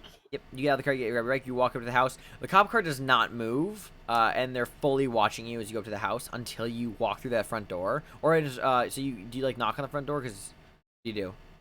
Well, yeah, because if I just walked in, Damien would be like, "Who the hell is it?" So I I go up to the door, look back at the cops, kind of wave at them like, "I'm doing it." Knock on the door. Damien, I'd say that you hear this. It takes a couple knocks, but you stir. Okay. Kind of getting a little desperate, like, come on, You get come on. very nervous by the fact that you just broke into the high school tonight, and there's someone knocking on your door really late now. I'm walking up to the door. our door doesn't have one of those little like holes that we can look into? Nope. Dad, are you home early? Come on. Hello? Who is it? It's Drake. Drake. Yeah, just a sec. Yep. And he starts unlocking the several locks Yeah. that his dad has placed on this door. Totally. You unlock like the that door. little like dangly thing that's like Yeah. there. There's like 2 like turn locks that like bolt into the wall. Totally. You put like a fucking door hinge in the door. Is there like Take that a out. deck with like a small fence outside that I can chain my bike to? Oh, you can just bring your bike to the back. Sweet. So I open up the door. Hell yeah. What are you? Hey, It's- I know. Can we go inside now, please? Yeah, we can. Mom kinda called like, me. You haven't been home. What? She called. She told me that you Oh. weren't home. Ugh. Why didn't you go home? I'll tell you. Just close the door. The cops are out there. Okay, yeah, I can close the door. Close the door. I look out. I look at the police car. I feel weird. I feel uneasy because I don't know whether or not those police are bad business, but now they know where I live, and which is not fun. The So I female close the police door. officer on the driver's side, like, as you come look out, she just like looks back at you and like kind of just brings up a hand and then lets it drop by the side of the car. Okay, so you're not PTA. That's good. Brings Drake in, closes the door, lock. Puts the Cha-ching, door, lock. puts the door wedge back under the door, and then I take the chair, and then I block the door with the chair. Drake, take a What? seat. What? Take. I a just seat. want to go to Sit down. bed, No, please. just listen. Just sit down. I sit down and I kind of like cross my arms and Mm-hmm. I take the chair opposite of the table, flip it around, and I sit on it, and I just look at him. Why didn't you go home? You know Mom was scared half to death when she called. she wasn't scared. She was worried that someone would get worried and get on her ass about it. No. She was scared, Drake. And it was different. It was different than like I've ever heard. Like I know that she treats you like shit, and I wish if there was something that I could do, I would do it. But she sounded scared. Dude.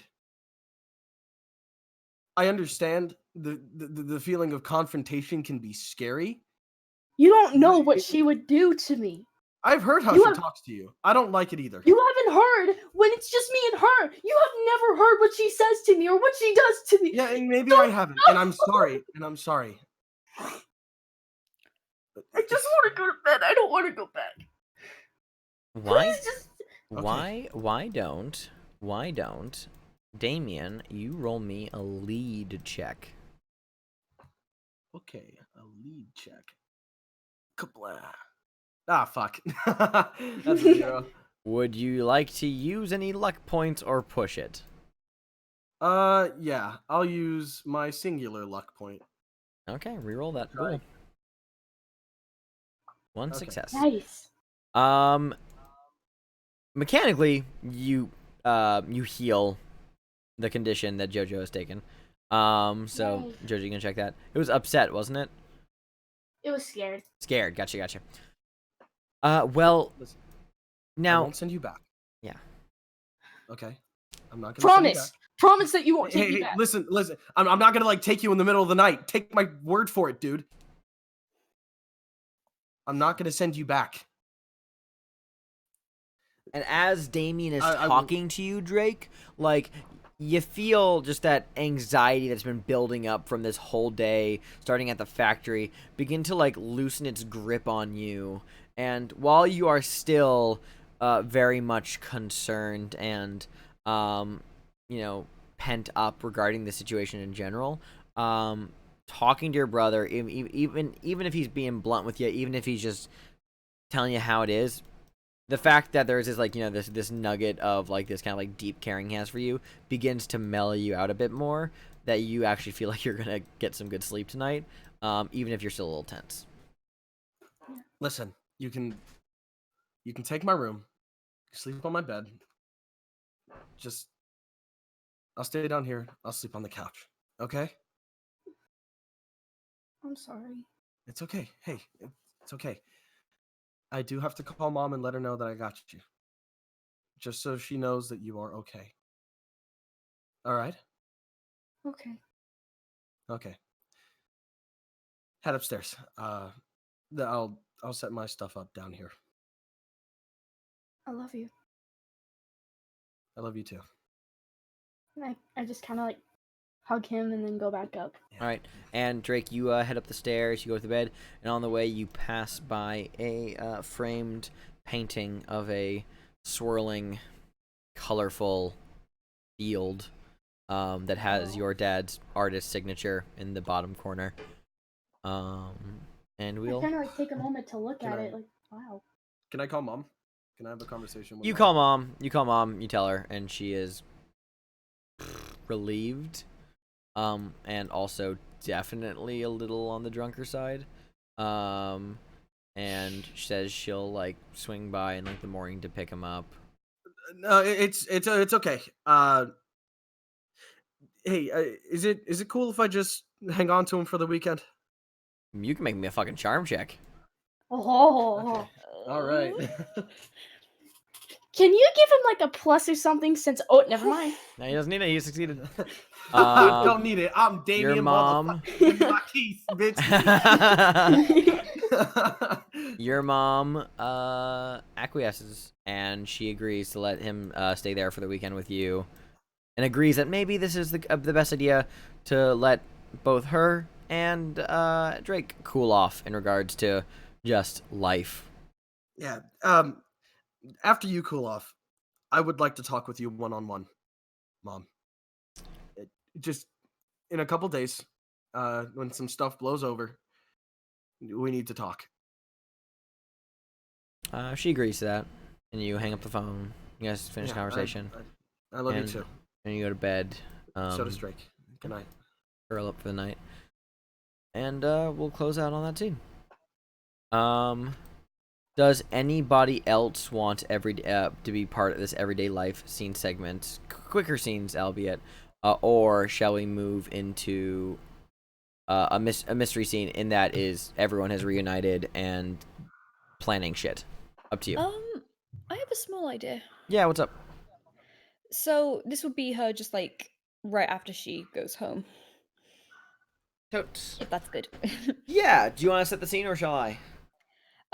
I'll set it. It's Go for it. basically Nancy will return home. Her parents are probably like closing the bank that night, so they're not home yet. And she's like, okay, phew, moment. And Close she at goes the. I mean, the upstairs. bank does close at like 5 p.m. Well, I imagine they still have stuff to do because they're like the heads. I mean, I might actually have a role for this. Let me see if there's actually a role that applies. If they're in, she can roll to charm Xander. Yeah. You don't need to roll to do that. Fucking dope. I will consider this to be this isn't technically how the skill is used, but I feel like because banks close earlier than other businesses, I'm going to have this be a contact roll. Okay. That if you fail, they are indeed home, but if you succeed, they are not home. Look, I'm an author, not a mathematician. this game does not have the equivalent of like a luck roll. Yeah, you can use a luck point if you want. Oh fuck it, I've got 3 more. Do it. Contact. Yay! Hey, your parents are not home. They're not at the bank still, but they are out late. Nice. Oh. So you are home alone. Relief. Yes. So doesn't feel like dinner. She'll probably just like grab a snack, like a granola bar. And she goes upstairs to her room and just eats the granola bar. And as she's kind of like moving around, probably like getting pajamas out, getting ready for bed, she catches sight of something on her desk, and her eyes kind of It's kind of like, it's like, oh, I forgot I put this there kind of feeling. It's this little red notebook, which, you know, in like arcades when you get your tickets and you trade them in for prizes. Totes, yeah. It's like a really cheap notebook Okay, that she gotcha. got from the arcade, with about like, I don't know, 10 tickets. And she got it with the intention of wanting, you know, more like notes and stuff for her games, like her strategies.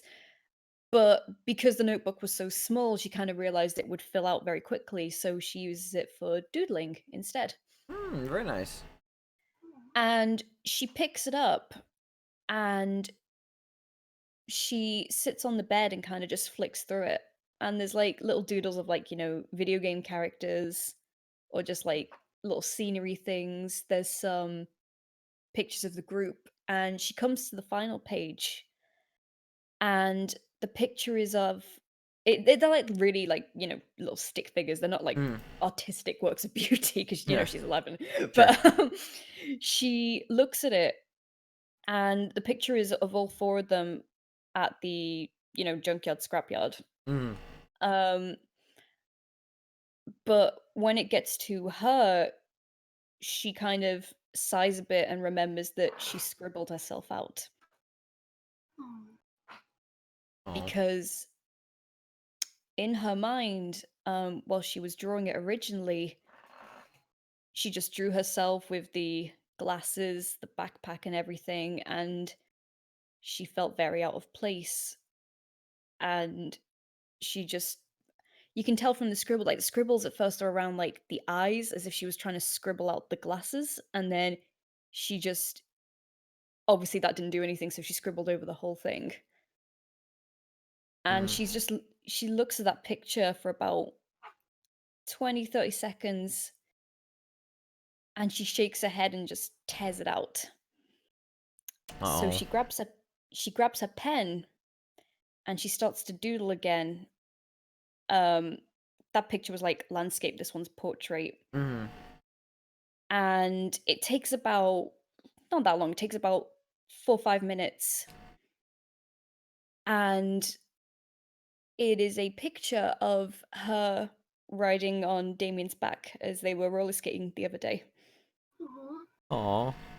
And at first she draws herself without the glasses, and then she thinks about it for a second, and then cautiously draws the circles around her eyes. And she's just like, yeah, this is okay. Aww. And she puts the notebook back down and finishes the granola bar and gets ready for bed. That's fucking cute. Close scene. God, Queen, what a great fucking scene you just gave there. That was awesome, man. Good job. Thank you. Alrighty. Anyone else? We good? No? Yeah, man. No, we're good. God damn it. Alright, cool. Then let's move on to the next mystery scene. Do you guys you guys reunite over this is it's up to you actually. Do you guys want to like do something before we need festival? to go over the tapes. Right. Yes. So let's put this on the weekend. Well, a nebulous time on the weekend. You guys together tell me what you guys want to do here. All right. Well, I got to pay a visit to JJ since he's the one with the secret stash. Yeah, true. Wait, so we got our hands on the tapes? Not yet. You're about to. Okay. I mean, you're gonna meet him.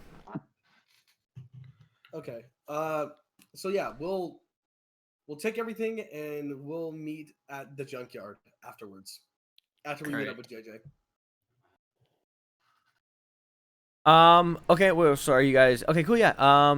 You guys meet up with JJ. The JJ scene is very simple. He grabs his shit and takes it with him to meet up with you guys. You guys bring JJ back with you to the junkyard to speak on the matters at hand. It's getting to that point in the summer where it's getting like starting to get a little too hot. And this is, that there's a point when when the temperatures reach their max. You guys cannot be in the junkyard. That becomes like a fucking heat wasteland because of all the metal. But like it's fine now. But like, oh man, like in the next couple of weeks, like this place is about to be like radiating heat and it'll be unbearable. But for now, you're all right. You guys get together. JJ kind of straddles up and he's just like, he kind of like looks around, like still wearing shades. Kind of looks around the place and goes, "Damn, all right. You know, Janet told me about this place, but she didn't actually tell me like anything about a helicopter, and that's pretty fucking dope." Yeah, careful! Don't step on that. That was loose. What? Oh, yeah. All right. Cool. Well, I got he like hefts this little like briefcase onto like just a nearby piece of junk and says, "I nicked this from my dad. He's gonna notice it later tonight, but we should be fine for now." He like sets it down. Yeah, I got him. He like flips both latches and the lid pops up, revealing the interior is full of some tapes for JJ's Sony Walkman. That just a bunch of cassettes that are just some of the most like notably explicit bands of your generation. Man. This is some good stuff. It's like there's mixtures of like heavy metal and some like harder like death metal in there as well. You got the Dead Kennedys. Nice. Yeah, Dead Kennedys. We're definitely using this one. There's some hard rock in there, classics, as well. And also there's a section that's also like mixed out. There's actually a couple of pornos in there. We're not gonna show those ones on Yeah, no. There's a couple of like their covers are like worn out, and these are like from like the 70s. Very much a situation of like, this is one of those kids like, look what I got, and like there's some like nudie mags in there that are definitely buried, but JJ's definitely gotten them secondhand from older kids. But the predominant feature here is like is all these like collection of cassette tapes he has gathered. All right, what else we got? We got Twisted Sister. That was definitely a yes. We got to take that one. Man, she's so old. I mean, you guys have your pick, really. All right, what else? Sifting through the cassettes. What do you guys think? So far, we got Dead Kennedys and Twisted Sister. What else we got? Yeah, I'm not really a music expert. I'm not really one for rock or anything, but I do see. Hey, that one's that one is a They pull it out. I open it up. Show the picture. Yeah, that's not a cassette. Oh, whoa! Oh my gosh! They hang so low. Yeah, is that even possible? JJ's like, that's how you know it's genuine. Wait, can I see? Genuine, my ass. How about no! Shield your eyes! Stop! Put it away! Stop covering my eyes! I want to see! Put it away! You don't get Put it away. Okay, let's see. Put it away! Is this some weird birds and bees thing? I didn't even know that was humanly possible to have it like that. Alright, let's see what else we got. Led Zeppelin, AC/DC. Why does it look like a storm of like cassettes being thrown out of the briefcase as Janet desperately files through them, trying to distract the conversation. Like, Queen, that's definitely a good one. Is that Led Zeppelin? Yeah, it is Led Zeppelin. Led Zeppelin would be like perfect for that. Yeah. I don't understand. Is that what it's gonna look like later? All right. Damien, snap out. JJ points. I'm gonna points. slap Damien. Well, Damien, you make that comment and JJ points at it and just goes, "Nah, only if you're Jewish. Don't worry about it." I'm gonna slap Damien out of it. Thank God I'm Catholic.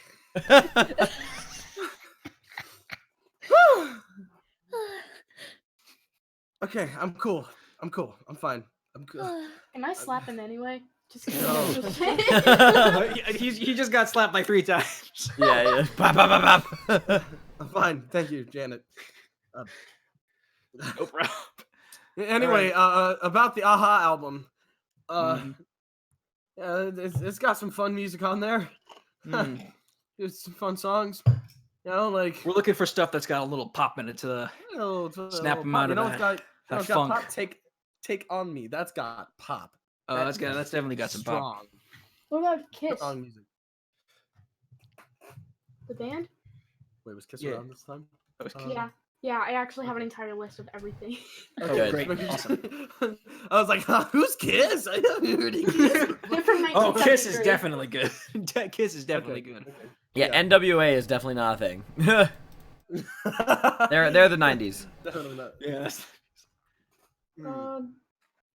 Black Sabbath. That sounds awesome.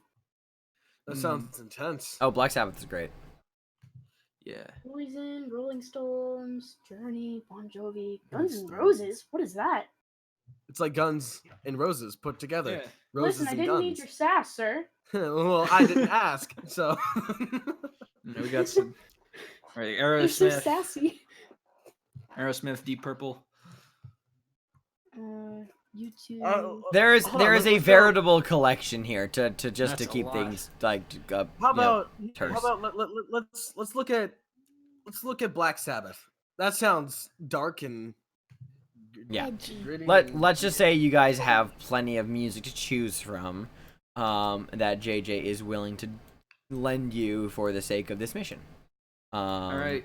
You guys get a you get some. Actually, is there any rules we could make with this? Actually, I will say no. Actually, that's not gonna be that. No role needed for this. Alrighty. You guys. JG, if any of these don't come back, I'll make sure to replace them.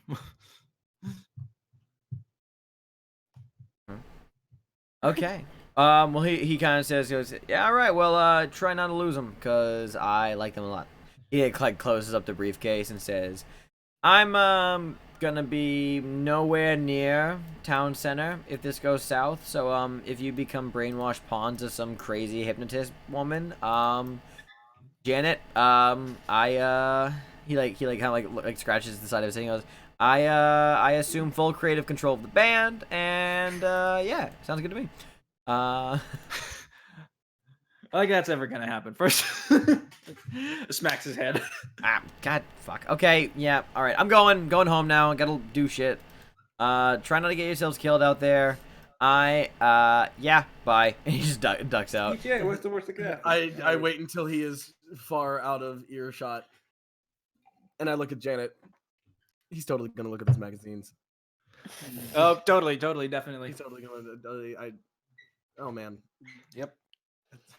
I mean, if we broadcast on cable TV instead of those tapes, that would certainly get a rise out of the population. Yeah, but there's gonna be like kids. There's gonna be kids at that festival. We can't do that. I know. I'm kidding. Look, Damien. I'm kidding. It's a joke. It's a joke. No, I know. I just they were so low. Try not to think about it. No, I'm gonna have nightmares.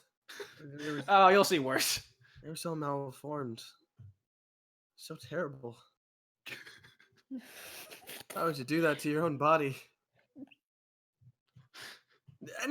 Okay, we have the song, so we're good. We got the tape. We got the tape. I'm We're getting good. sidetracked. Yeah, I'm getting sidetracked. I'm sorry. It was a very distracting picture. Forgive me for getting sidetracked. I forgive you. Me like popping his head out the window. You guys see Pearson pop his head out and says, did I hear something about a nudie mag? And No! and close scene. Close scene.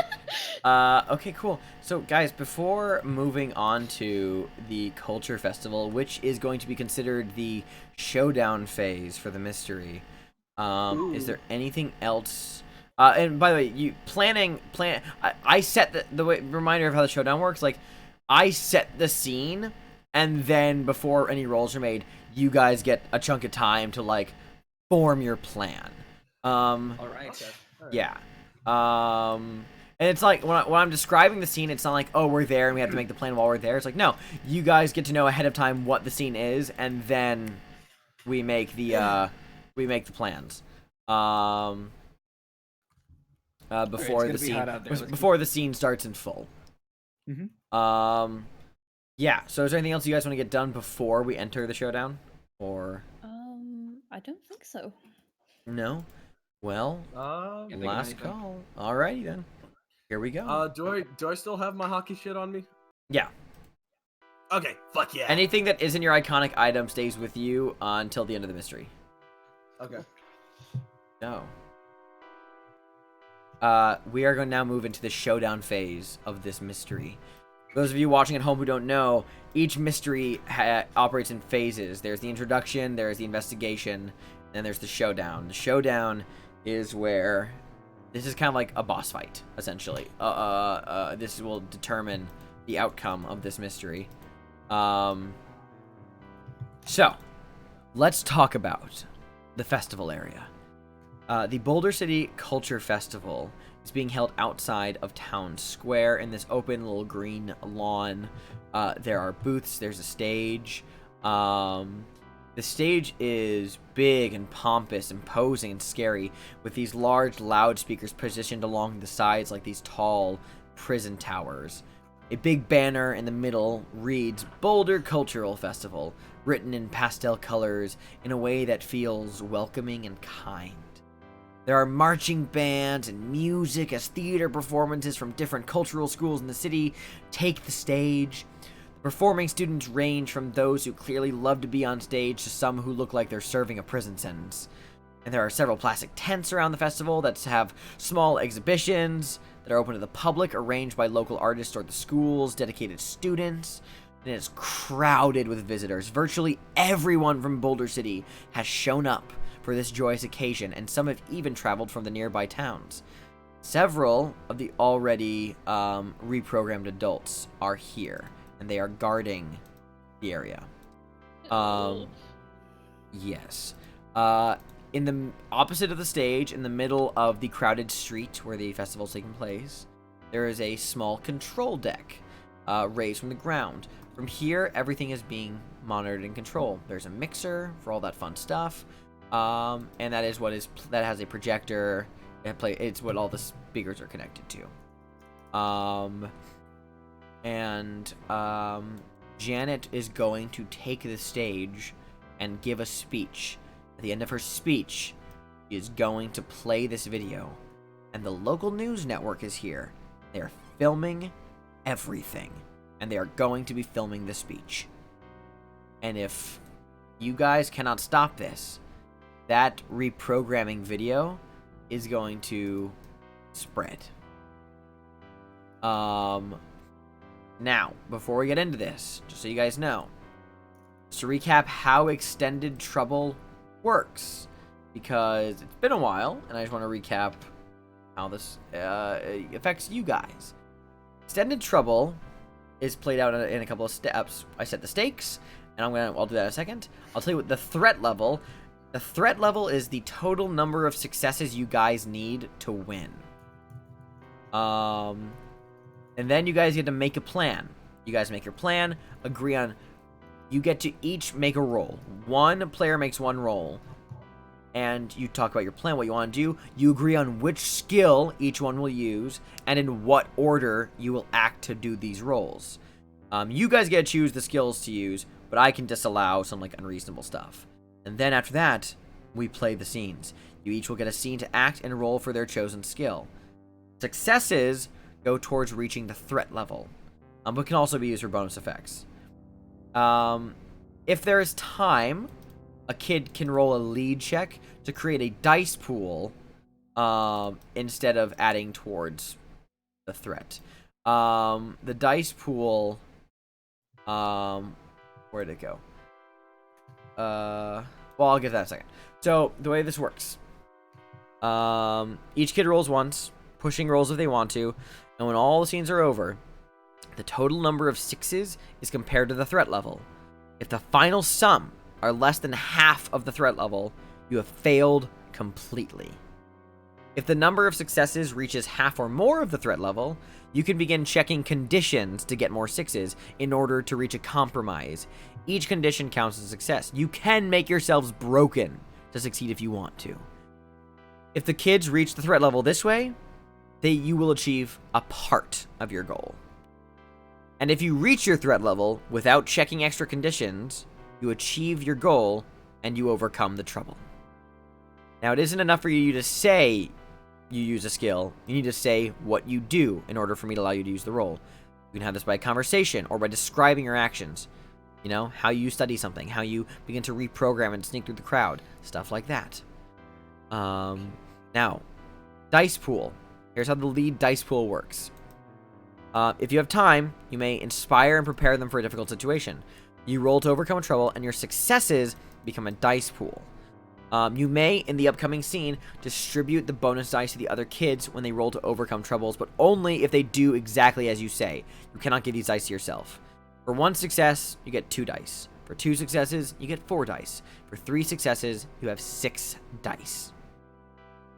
And since the Culture Festival is a big thing, I will allow someone to make a lead check to, instead of you adding something to the, instead of getting a thing to do during the extended trouble, and make a roll to see how many successes you get, you can be the person who leads the kids beforehand and tries to get a dice pool so you can give bonus dice out to ensure more successes. I'll leave that up to you.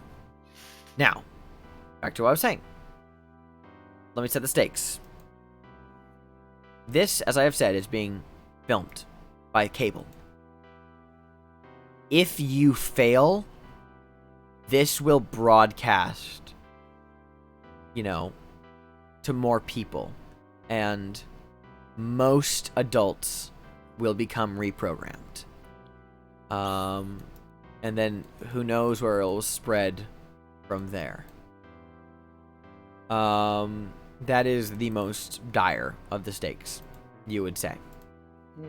Now, the threat level for this is a hard difficulty, which means in order to succeed, you need 12 successes. Oh no. Oh, Now, God damn. Now, I will tell you this now, if you guys make a successful contact roll, you can recruit the shadow people and bring that down to an 8 successes needed. Yeah, that'd be a good thing. One. Yeah, that can work. I know how that can work. Can I make a contact roll? One contact roll. You cannot push this at all. If you fail, it stays hard. Can I've got a +2 on my contact already, and my heart is 5. Yeah, you got a big one. So go. Yeah. All right, let's hit him. Yeah. Oh! Okay. 0 successes. God damn it! Hard it is. You guys are alone in this endeavor. The shadow people are still trying to shake off the heat from the incident at the school, and they would love to be able to help you, but they are not going to be able to. They don't want to risk it any further, and they trust that you guys have this in your hands. Unfortunately, the hard difficulty remains. So, now, you guys get to make a plan. Decide what you want to do. Start talking, agree on what skills each one will use, and what order you want to do in. Talk. Up to you guys. I'm just here to sit back. These changed into that booth. Yeah. The only thing is how there's PTA all over the place, and there's a lot of people too. I can sneak by. I can try. Yeah, we can try that. What if we tried to fool them? I mean, that could be a distraction. Yeah, maybe not them, but Janet specifically. Oh. So, Maybe. What if I pretend like something worked with me? Like say that maybe I pretended that I was brainwashed or something. Can you do that? Do you know how they act? I've seen them enough to try. Yeah, they're in sync. Yeah, they're in sync. It's almost like they're on a grid, and the way that they talk, it's almost it's very the same and very kind for the good of the children, like that. You know, it's pretty good. Yeah, like the kind of stuff that like the boomers say. Yeah. Yeah, It's pretty good. for the children. That could work. That really. That should give you, Drake, an opening to sneak by and get these tapes into the booth. I also think. Now, this is just me tossing out shots, but just shoot me down if you need me to. If you need to. What if either Nancy or Janet starts getting a little too excited over this festival and causing people to like bring more attention to them? And Damien can pretend to be brainwashed and try to rein one of us in. Yes! How does that sound? I mean, it could work. It could be pretty convincing. I mean, like, I'm known as one of the trouble kids. I did punch a guy in class once. After all. Oh. This could work. Brian Davidson. No, he had it coming. He had a Nancy, you might need to come with me because I don't really know how any of this tech stuff works. Oh, of course. I'll do my best. Damien and Janet will be the distractions. Me and Nancy will. Do the complicated stuff. Yeah. All right. Everyone, hands in. Hands. All right. Okay. Hands in. All right. All right. We're gonna split. Okay. Now, Got it. just to say, real quick, no one has really said what skill each one's going to use here specifically. So make sure we all talk about that. Right. Okay. I'm so definitely gonna have to use my charm. And also, I'm not sure what mine would apply also consider if anyone wants to be the one to make the lead for the dice pool. That's up to you. To sacrifice their turn to try and make a as big a dice pool as possible. That's up to you. Now, looking at your character sheet, Janet. Let's see. Well, your highest score involves is moving. It would be the move skill. That's definitely your biggest dice pool.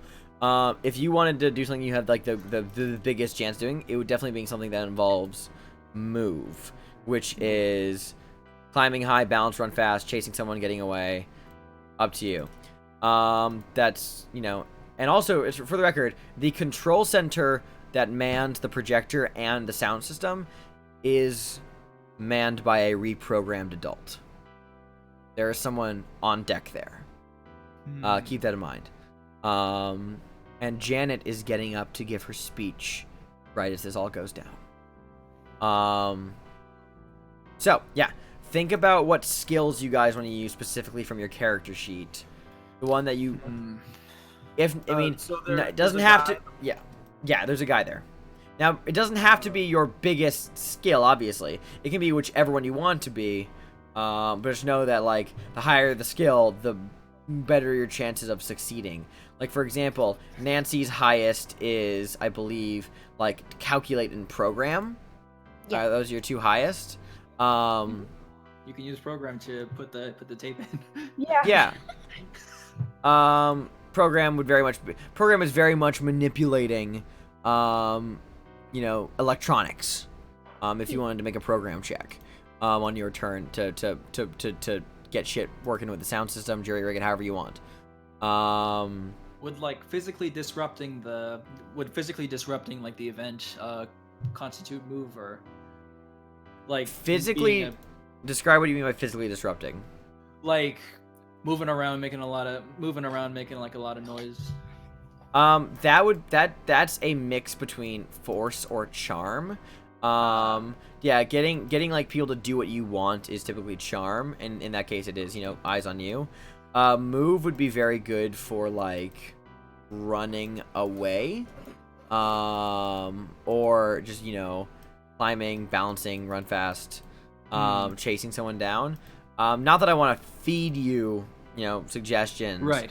But if you wanted to look for an inspiration on this one, something like fucking harassing, because your iconic item is your what is it again? It's your roller skates. Blades. Your blades, which would give you a +2. If you wanted to get get the dude on the booth or someone in general to chase you down and lead reprogrammed adults away from the festival and outrun them so they didn't catch you, that's one thing you do with move. You would the ability to outrun them as they chase you. I wouldn't say getting them to chase you would require a charm check. I would say that if you wanted to just get people to chase you, whether it be the dude at the booth or other reprogrammed adults, then that's what that move check could apply to, with the +2 bonus from your blades, if that's what you wanted to do. Yeah, that's kind of what I was going for. Absolutely. Absolutely. Okay, so Damien, you can kind of direct their attention towards me, I guess, pretending to be brainwashed. Yeah, we can do that. Okay. Damien, what check do you plan to make? I plan to make a charm. Oh, okay, cool. Totally. It's just absolutely convince them that I am brainwashed. Now, keep in mind, I would like everybody to, during this time, remember things like their pride, which I don't believe anyone has used this section, this in this mystery. Your pride is something that makes you feel strong and important, and you can, once per mystery, you can check your pride to get 1 automatic success in a dice roll. You can check this after a failed roll. So if you fail a dice roll,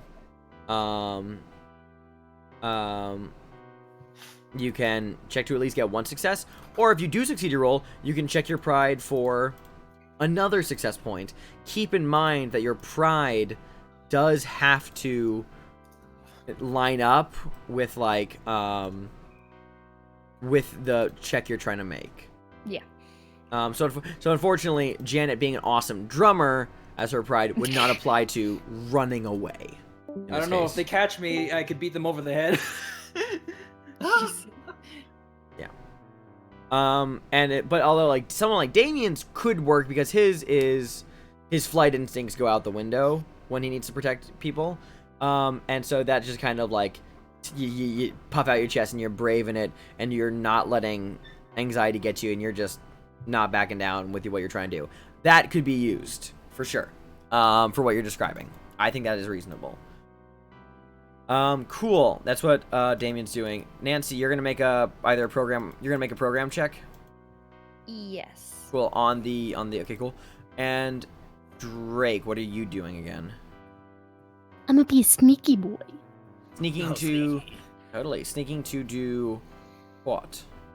Sneaking to get past people while they are distracted. And take Nancy with me. And put the tapes in. Yeah. Hell. Also, Xander, I left a question in the in call. Oh, hell yeah. Let me see. Don't answer it on screen. Okay, cool. Yeah. I'm not gonna answer that specifically, but I will say keep in mind, that's something that you could do for pushing and checking conditions for some successes. Okay. Okay. So, does everybody have their plan? All right, we got our game plan. Let's go. Okay. Hell all right. yeah. Now, let's see. What's the highest point? Yeah. Well, what order do you want to go in? I think Janet should go first since she's instigating the distraction. Yeah. Mm-hmm. All right. Okay, so I Janet clicked on the first. iconic Well, hold item, on. right? Since No, I'm- not yet. No, don't make any rolls yet. Each scene gets played out first. It's Janet first. Who's after Janet? I will be after Janet. Janet, to take Damien. care of the situation. I'll go after Damien to get people. Yeah. And Cool. then Nancy will, and I'm And then assuming Nancy will- I don't Don't let me Well, yeah. say this for you. You'll roll like program to get the tapes in. Yes. Okay, totally. Excellent. Yeah, I can talk. Well, Totally. the plan is made, the stakes are set. Let's play out the scenes. All right. So, you guys are amidst the thrumming crowds of the Boulder City Culture Festival.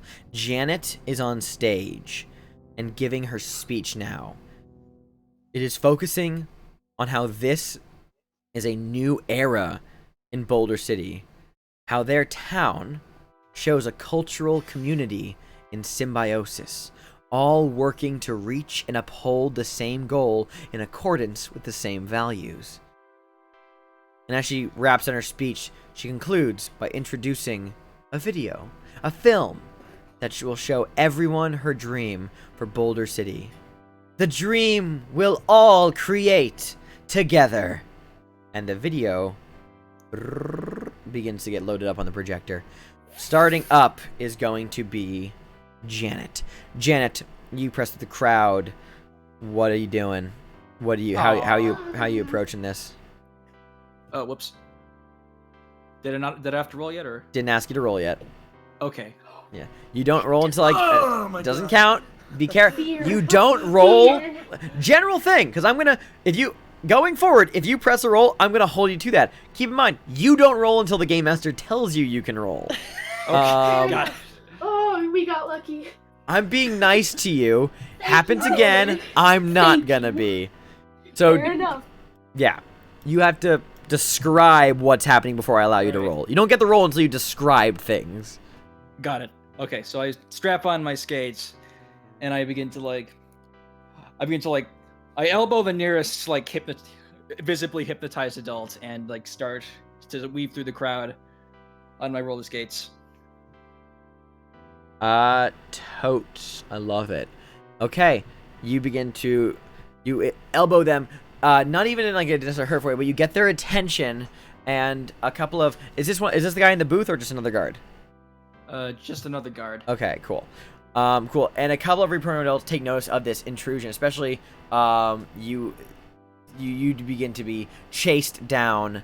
Not like an immediate sprinting contest from them. They're still a little sluggish, but they begin moving through the crowd to try and grab you and pull you off to the side. You're gonna try and run away and lead a large number of these guards who are being drawn to you away from the festival grounds. So now you may roll your check. Okay. Oh, please. Yes, yes, Oh. Oh, it's not good though. It's just Okay, one. only one. I'll add it to the list.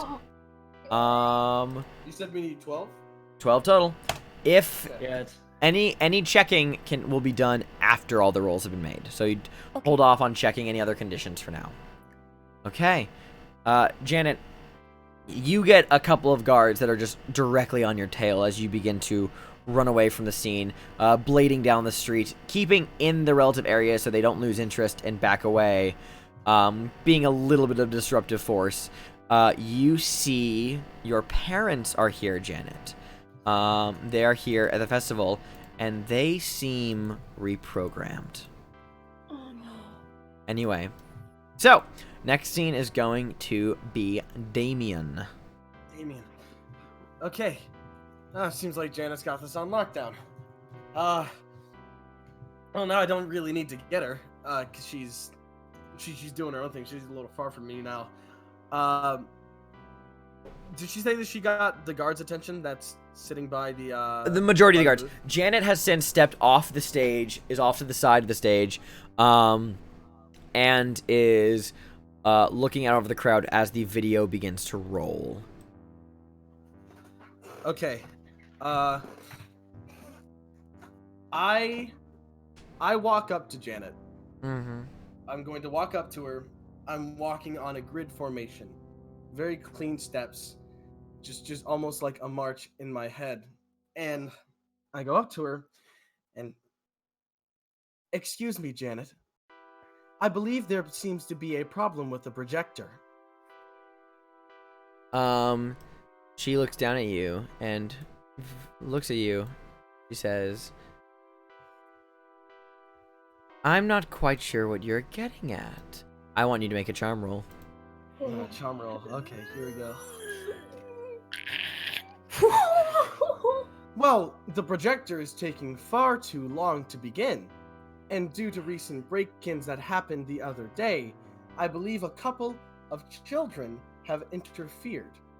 She cocks her head to the side, and a very quizzical smile presses at the edges of her lips as she says, "Well, I'm very glad to see you've come around to helping out the good of the town, Mr. DeMarquise.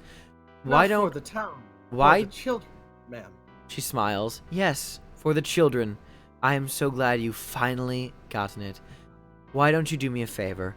Why don't you go check out what is wrong with the projector for me? The movie's about to begin. We don't want it to interrupt too much." Thank you. I shall. And I turn around, and I start walking towards the booth. Yep, you walk towards the booth. Alrighty. Drake. Oh, okay.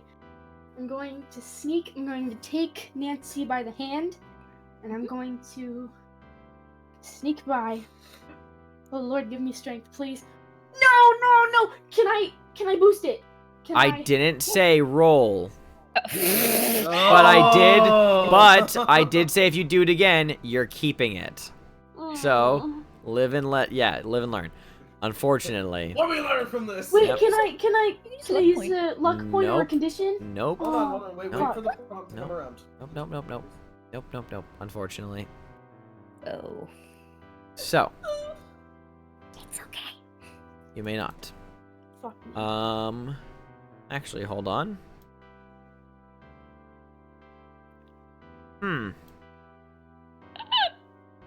Well, isn't this something? Oh shit. There are no rules as written saying that I cannot allow you to make a luck roll. You cannot push them during... Wait, no, you can... you can push them, actually. You can push these rolls if you want to, or you could roll luck. That being said, I will allow previous people to re-roll if they want. Because I fucked up. So, but we'll start with you, Drake. You can either try and push the roll and re-roll all except one of your dice, which would be well, no, you got 0 successes, so it'll be all of your dice. Pushing or luck just re-rolls everything that isn't already a 6. Although pushing, you will check a condition. So, do you want to use a luck point or do you want to push a condition? I want to use luck point. Use luck point, make a new sneak check. Okay. What's your iconic item? My Polaroid. Yeah, okay, cool, yeah. Never mind. And I re-roll it again? Yep. 0 Oh. successes. Okay. Oh. 0 successes. Fuck. Jordan, you may also do the same if you want to push to see if you get more successes. You already have the 1 success. Also, you can check your pride to make it 2 successes. Up to you. Okay. So I'm gonna check my pride. Okay, so it's now up to 3 successes. So now you can re-roll 5 of those dice, and if any of them get a 6, they'll be added to the pool of successes you've gained. Okay. You don't even have to like click on the skill. You can just do like dash roll 5d6 if any of them land on a 6. Ah! 1 additional success. Okay. You guys are up to a 4. You guys are up to a 4 now. Okay. And I will circle back to Juno because he stepped away. Then we are going Hey, Juno just came back. right as we got back. Oh shit. Okay. Juno, I was explaining how I forgot that. Oh no, you I was guys- there. I was just muted. Oh, okay. Okay, cool. Do you want to use a luck point or push to reroll I think I'll use a luck point. 9 of those dice. Okay. Then roll 9 d6s for me. All right, 96. 96. Wait, did I say luck point or push? You said luck point. Okay, so 96. Yeah. You have another luck point to spend, right? Yeah. Cool. Okay, 96. Here we go. Come on. Oh! Ooh, 3 sixes. Yo, dude. Let's To a go. 7. You're up to a 7. We're gonna fucking go. Okay. Oh shit. Then, cool. That in mind, now we're gonna move forward to the next scene. Nancy. Me. There is still Drake tries to be sneaky, unfortunately fails, drawing the attention of the guard at the booth, who then proceeds to spot Drake. You are able to duck out there just in time, but Drake is grabbed by the guard and dragged away as he is caught trying to sneak into the booth. So the guard pulls him off to the side away from prying ears to deal with him. You have an open shot at the booth now as you remain unseen. So you climb in there. You see all up in the booth. There is the mixer table for all the sounds, controls for the light rigs, as well as the projector and the computer that's currently playing Janet's video. There is a movie that is lined up.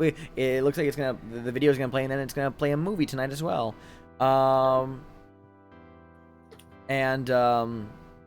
You find an empty case of the movie Coming to America, starring Eddie Murphy. There's the VCR in front of you, and there's the audio tape decks. Describe what you do before you roll. Oh God, I don't know.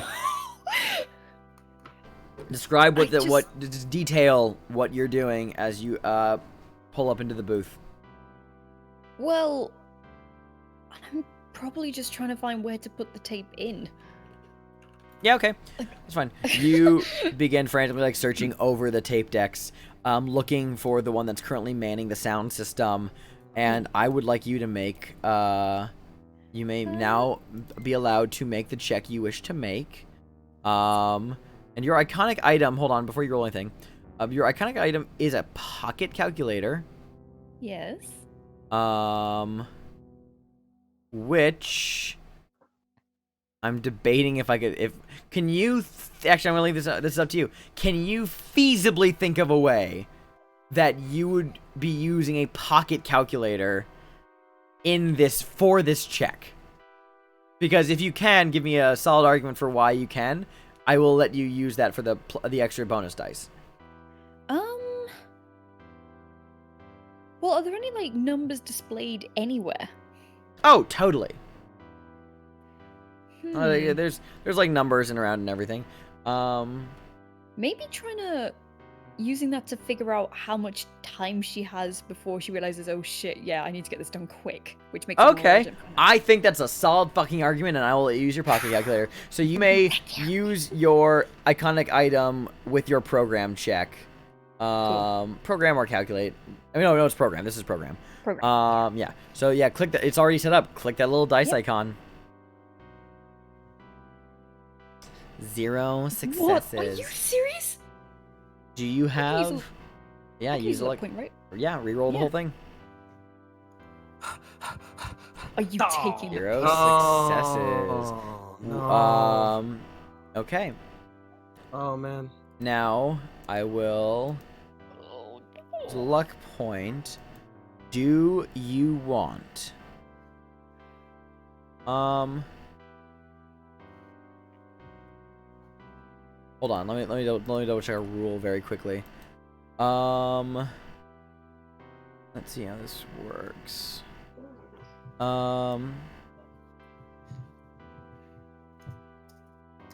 Okay. You guys are at the you are 1 over half of the threat level, meaning you guys check additional conditions, you will get the compromise of you achieve a part of your goal. Okay. Okay. So I wanna knock out scared and exhausted because I have a backup plan. And it's yes, I have a backup plan. Okay. So I'm gonna mark off scared and exhausted. Okay, you mark out. That's gonna add 2 successes to the pool, bringing you guys up to a 9. Cool. What do you do that ticks off scared and exhausted? Ticks off scared and exhausted. I'm going to run on stage, take the microphone, and sing "Take on Me" by Aha. Oh my god. To buy just at least some time to break people out. Because it seems like I saw I saw Drake just get dragged away. Mm-hmm. Nancy is like freaking out in the booth, and Janet is fucking skating around, and I'm like, oh man, oh no, I have to do this. Totally. Okay. So I'm gonna run on stage. You will check scared and exhausted. Alrighty. Anyone else want to check conditions to add to the successes here? Yeah, I do. Yeah, I'm gonna check off some stuff as well. What are you gonna check off, Janet? All right, angry, angry, and All right. exhausted. That brings you up to an Because 11. I'm skating around. It's skating around a lot, and I'm just getting pissed. All right. And what I do next is like, I skate back to the projectionist booth, and I just deck the projection man, the man at the projection booth in the face. I dive through the tent, deck him in the face, roll onto the ground, and then I yell at Nancy, "Now, put the tape in now!" You yell at Nancy across the way as the video has begun playing, and you can see the various people in the crowd are already beginning to look at it with a bit of a glaze over look in their eye. Drake. I'm going to check off angry, scared, and injured because I want to break out of this guy's grasp because I'm pissed because I didn't succeed, and I want to take the tape that is hypnotizing people after Nancy takes it out and replaces it, and I'm going to snap it over my knee. Okay. Wow. As all this happens, as chaos breaks out around you, as the plan has begun to fall apart, and the adults of Boulder City at the festival are now in the throes of being reprogrammed, you call out, yelling at Nancy to do it now, as everyone just throws their all into this. Nancy, being the only one here who has not checked any conditions, you feel bolstered by your friends' it's not a sacrifice, but your friends is throwing themselves further into harm's way to ensure that you are able to do this. You take the tape, you grab the tape you have, and you pick a spot and you throw it into the tape deck. As the audio of the video cuts out, Janet looks confused over at the speakers, and then her eyes lock with yours, Nancy, and they narrow as she realizes what you're doing. And before she can even open her mouth and say anything, suddenly, the sound of drums coming over the loudspeakers as hard rock music has begun to play from all the speakers across the stage, blaring out loudly into the afternoon air, just echoing across the festival ground. You watch everyone reactively like stiffen and like flinch. Some of them cover their ears. All of the reprogrammed adults do the same. They flinch, but they seem to become very drowsy looking. They like slump over, including Janet. As she like opened her mouth, suddenly her hands go to her ears and her eyes just like go dull, and she like slumps forward herself and begins to look like in a drowsy state. As the music continues to play, it plays for only a few. It feels so long, but in reality, only a few seconds. And Damien screaming over the microphone as well. All of the audio is cut short as an actual security guard and a police officer just fucking ripped a cord out of the sound speaker.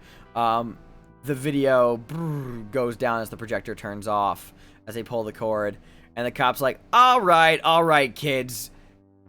Funny joke, haha. Get off the booth. You're disturbing the fest. Like, they begin to, like, escort, like, Nancy away from him. It's like, kid, where are your parents? As they, like, pull you away. A security guard, picks you off from the stage. Damien's like, all right. Real fun rushing the stage. All right, get off, bud. Bud, get off. Like, they kind of, like, push you off the stage. There's brainwashing and it's evil. And, the guy who was holding on to you, previously, Drake, has let go of you as he goes, like, slack. And I want to run. Go on. You run. What do you want to do? I want to run over to where the hypnotism tape is, and I want to snap it in half. I want to break it. You just fucking throw the VCR to the ground. Shatters into a bunch of plastic and metal. And I want to stamp on it and make sure that it's completely destroyed.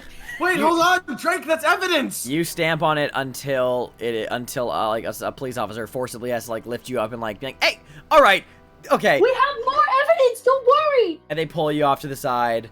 They begin rounding up all of you. Drake, Nancy... They bring you into, like, a side security tent where they sit you down and they keep you guys there. You don't understand. Janet's the only one. Janet's the only one who, now no longer being chased, blades to a halt. Finally able to catch your breath. You are fucking worn down. You look around. The people who are chasing you are now just kind of, like, looking around, like, a little bit confused, as, like, everyone else in the audience is kind of, like, looking around, like, a little groggy and confused, and they're just beginning to, like, move back into, like, a small, just moving about the festival. You see that your friends have been pulled off into a side security tent, as you guys are successful. Yes! Guys, where'd you go? We did it! Janet, in here. What are you guys doing in there? The security and police, they grabbed us.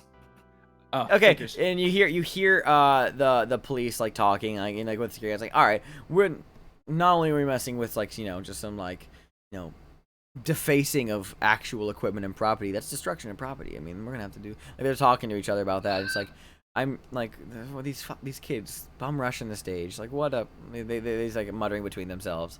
And then they turn to you, and Jen enters and goes, "Hey, yeah, sorry, kid, we're busy right now. You need to wait outside." Okay. And you kind of Wait, like, hold on, Janet. Tell them that you witnessed everything. Tell them what you saw. Tell them. all right, kid. Like I said, kid, sit outside. Wait. They can explain everything. Okay, and I'm sure they will after we address their juvenile behavior here at the festival. All right.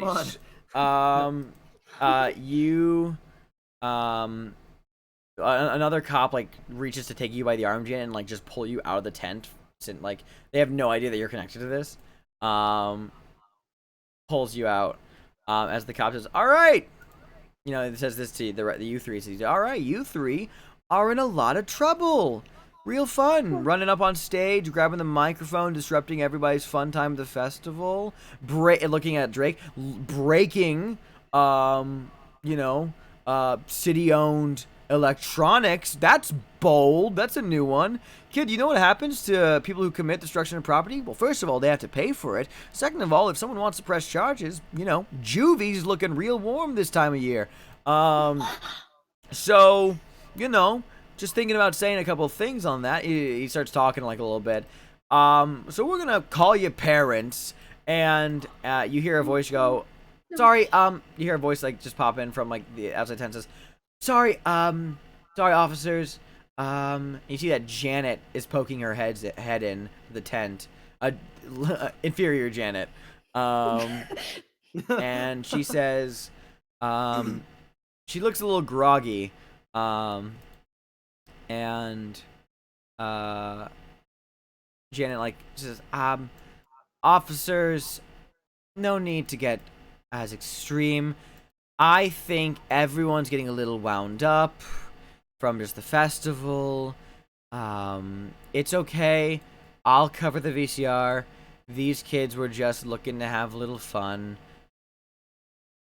As the head of the PTA and the one in charge of organizing this event, I'm willing to overlook this as long as I can just have a word with him myself. The cop kind of like looks at you guys and says, "All right, well, fine. You do what you want to do, miss. We'll be outside. If you want to press charges, we can take you over to the next building and start filing reports." And Janet says, "Thank you, officers. I appreciate that." And the officers step out, leaving you alone inside the tent with Janet Thompson, the head of the PTA. And there's like a long, just like looking at you guys as she just says, "Well, now," clasps her hand together and folds them in front of her. "Would anyone like to tell me what's happening and what day it is?" It's currently Monday. It's the day of the festival.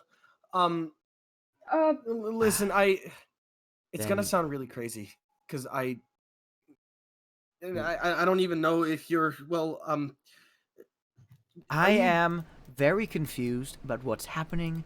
I would appreciate if one of you could start talking and catching me up to speed.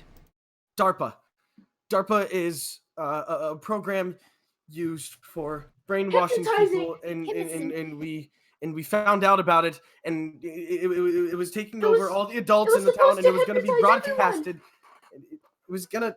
You were gonna broadcast it on TV. You were gonna hypnotize everyone and make everyone like zombies or something. The only way to stop it was to blare music. Did you just expect us to not do something? What were you trying to do? When you first mentioned DARPA, she kind of goes like pale and like her eyes wind a bit. She like watches you guys, but as you talk, you explain things. There's generally a more gradual, just like hang to her head as you speak. She keeps eye contact with each of you, but as you finish, she just says, I did not. That was not at all my intention. Oh, you were heading the entire thing. I believe that things may have gotten out of hand, and that is awful and terrible. I mean, the last thing I remember was neck deep in my work in my office a month ago, reprogramming my new algorithm. She like mutters under her breath. What algorithm? What for? What were you trying to do? You chased Miss Woods out of town. You chased so many people out of town. That was the program. Clearly, by consequence of me reworking the algorithm, I was affected by it and under its own sway. That was not at all my intention. I would never want such harassment and ill will and just awfulness to happen. The video store. That wasn't. I suppose the best evidence you have in that regard would be that any sort of disturbance like that can and will, if you know about DARPA, then you must have somehow found out that information, God forbid, read a file or two. I think that might be proof enough. She sighs. I mean, other than my promise that, one, I am going to claim to my superiors, the director at DARPA, my research was a failure, and resign from the PTA. I think that's a fine start. This was not the intention of the software. The software was meant to be a lighter sort of reprogram, nothing this drastic, to instill happier thoughts of community and wanting to work together. I mean, kids, this is a time of a lot of hostilities between accusing each other of being communist in disguise or whatever, and our own government's relations with other countries. My intention was to try and find a way to influence the population to work together and to be happier together. You don't have to do that with hypnotism. That's wrong. That's so incredibly wrong. Clearly, the technology has more drawbacks than it does benefits. So for that reason, I am sorry for whatever personal strifes my work may have brought you. And I assure you, this will be the last you will ever see of such things. I'll report my research a failure. I will take up a desk job. And I will resign as chairman of the PTA. I will make sure that this research is not in the hands of anyone else and is not passed along. I think that is the best that I can do, given what I've already done. It's not us you have to apologize to, it's the shadow people. The who? It's a group of people who were pushed out over this last month, pushed out of town, and they're over by the factory. They include Miss Wood. They all had to live together at Pumping.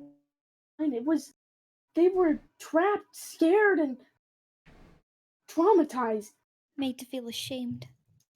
And they don't deserve that. They were exiled. And they helped us fix this as well. You realize just about the entire town was taken over by this. Well, thanks to you, that's not the case anymore. So, yeah. You have fixed my personal failures.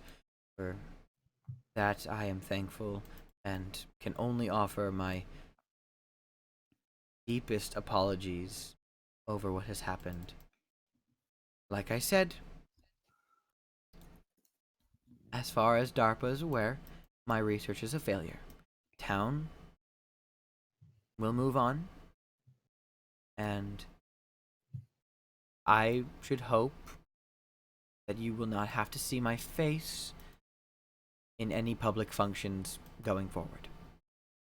Well, I will stay in the PTA. No. You clearly have a leadership figure. Clearly the wrong sort of leadership. I'd rather let someone else have a turn with that. And I will speak to these shadow people you have mentioned. If nothing else, I can apologize. She There's sighs. one more thing you need to do besides apologizing to everyone. You need to fix the video store. I will personally allocate some funds towards repairing whatever damages I may have caused. As I've said, I don't remember anything for the last month. I will need to take a day or two to look into the extent of it, and from there I will make steps to fix my mistakes. I am sorry. Good intentions gotten way out of hand. Way out of hand. Now then. You kids have made a bit of a stir here. You should go home, or enjoy the festival. Up to you. I have work to do. And I don't think I need to remind you of this, but I will say it anyway. DARPA is a government agency, and for that reason, openly discussing matters of classified information that has mistakenly ended up in your hands will not only put yourselves into trouble, but also your families. So, that's not a threat, that's just a fact. The government does not like their secrets being spread. If you kids You might have a hard time understanding this, but if you'd rather, it would be easier for you in the long run and easier for everyone around you if you just let this be forgotten. Am I clear? Yes, ma'am. Yeah. Clear. Thank you very much. What are your names? I kind of blink and I don't really trust telling her my name. My name is Damien DeMarcus. I'm on the other side of town. Yes, I'm familiar with your father, the homosexual, yes? I'm sorry, wait, I'm sorry. That sounded awfully rude. I apologize. I did not mean it like that. Sorry. I am sorry. Sure. Yeah. That's my the father. artist. I am sorry. I did not mean it in that way. Yeah. That's my father. Dick. My name's Nancy Perry. Your parents own the bank, do they not? Mhm. Ah. Alright. And then she looks at Janet. Oh no, Janet's not there. Ha! Ha! Janet has no idea this is happening. Alright. Well. She nods. Alrighty then. I shall get going now. Again, I am sorry. Please, if nothing else, know that I regret what has happened deeply. And she turns and walks out of the tent, giving Janet the actual opportunity, the real Janet, to actually, like, walk in now. Oh my god, guys, I'm so sorry. I couldn't. It's No, okay. don't be. It's all right. What'd you tell you guys? She's She didn't shutting it remember down. anything. It was a whole project, and she's shutting it down. She was brainwashed too. You know, she's been gone for like this entire month. Mhm. Oh man. She said that she's gonna fix everything. I don't think everything's gonna get fixed. You know, like Not some as of long the as shit that. that's happened. Not as long as It's- that brainwashing thing is still. Well, it's irreparable what happened. Yeah. You can't fix. There's only so much physically that someone can do, and no matter how much money gets put into a system or what sort of government agency it is, it's not going to fix everything. Just needs time. The shadow people need time to heal. Time's not gonna heal them. They were exiled. They were forced out of the town that they helped to build. I know, And now their lives are Sorry. ruined. I don't understand. Like what did that brainwashing have to do with any of them? What did that brainwashing have to do with us? Nothing. Absolutely nothing. What they The government doesn't cast care out for about us. being different. It's because people are afraid of different. People are afraid of things that they have never heard of, or things that they're scared of things that they're not used to. I think we've all felt that. Yeah. And I mean, that doesn't give them the right to be hostile and everything. That's completely wrong, but that's why they did it, I guess. That's why they were exiled. That doesn't excuse them. That doesn't revert the damage that's been done. But I need to go home. I think we all need to go home. Yeah. At least for now. That hypno tape. It's dust. Yeah. kind of messed up my knee. Oh man. Sorry, Drake. It's You've fine. been kicking a knee and everything this weekend, huh? You know me. Get some ice on that. Yeah, I know it's a little hard to come by, but I know. I'll gestures get at the it gestures out the door at the sun, or at the tent flap at the sun. It is pretty hot, isn't it? Yeah. Can't even go to the junkyard. What am I going to tell Dad? Oh, what am I gonna tell Mom? I don't know what I'm gonna tell my parents. I know I'm in for an earful. Punching a guy in the face again. To be fair, he was brainwashed. He had it coming. Yeah. They all had it coming. Yeah. I mean, even if they had it coming, my parents still gave me I mean, even if it'll take a really, really long time for the shadow people to be healed, at least it won't take us long to be ungrounded. And then we can try and help them more afterwards. Yeah. Yeah, there's always a silver lining. Yeah. Just what matters is we're safe. And they're safe. I just hope that there aren't any more copies of that brainwashing tape around. So, we close out on the festival scene as the showdown has wrapped up, and now we move into the epilogue phase. Hell yeah, you guys. You all from here, life returns to normal. It is a new day in Boulder City. The adults who were reprogrammed wake up from their mass hypnosis and have no recollection of what has happened.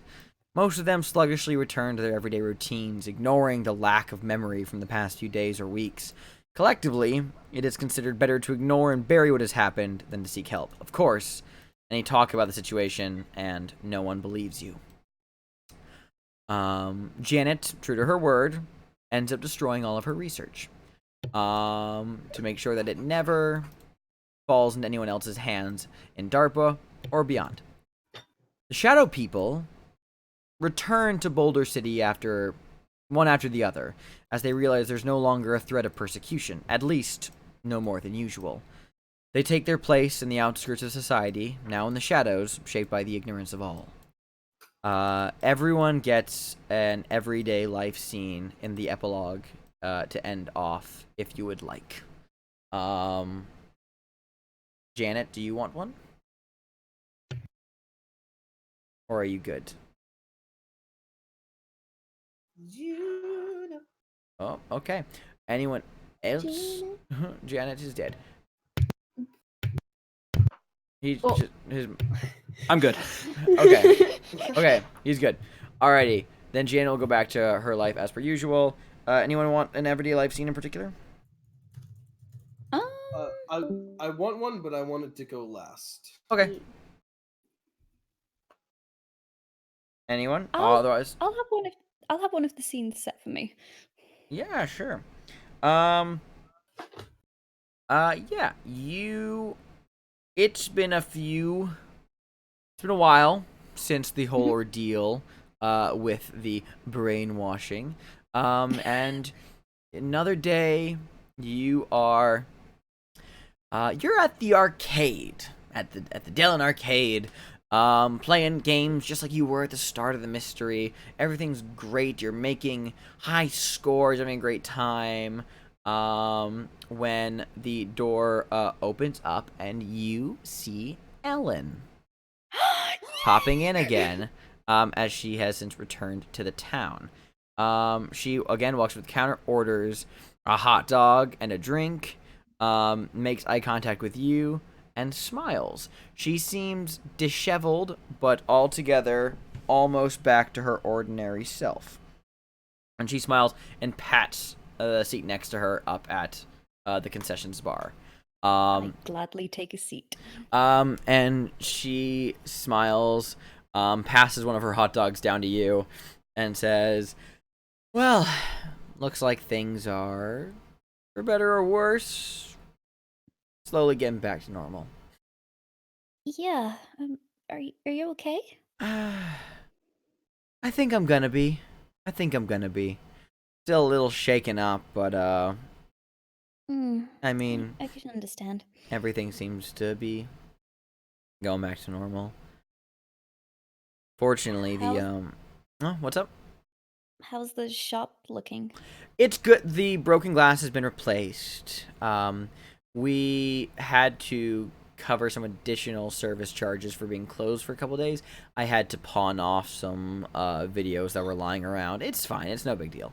I did a bit of like a garage sale, gave away some videos in exchange just for some goodwill. And I'm not sure if I'm gonna stick around for much longer. I've been thinking about it.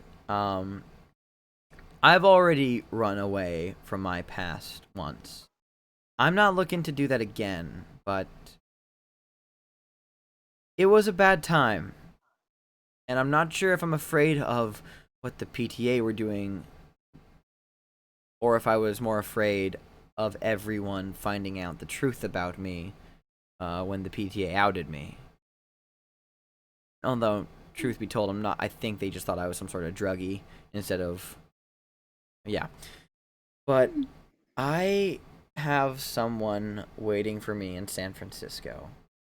I'm thinking about maybe this whole strange occurrence was the push I needed to finally go out there and see her.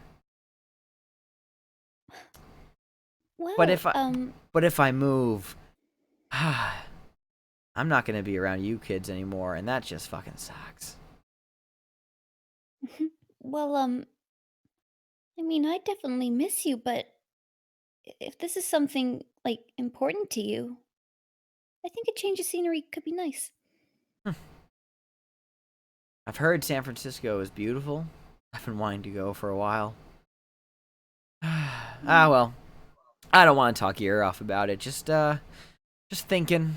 Just thinking is all. I don't mind. I've never really gotten out of Boulder City. It'd be nice. She like brings up a hand and like tousles your hair.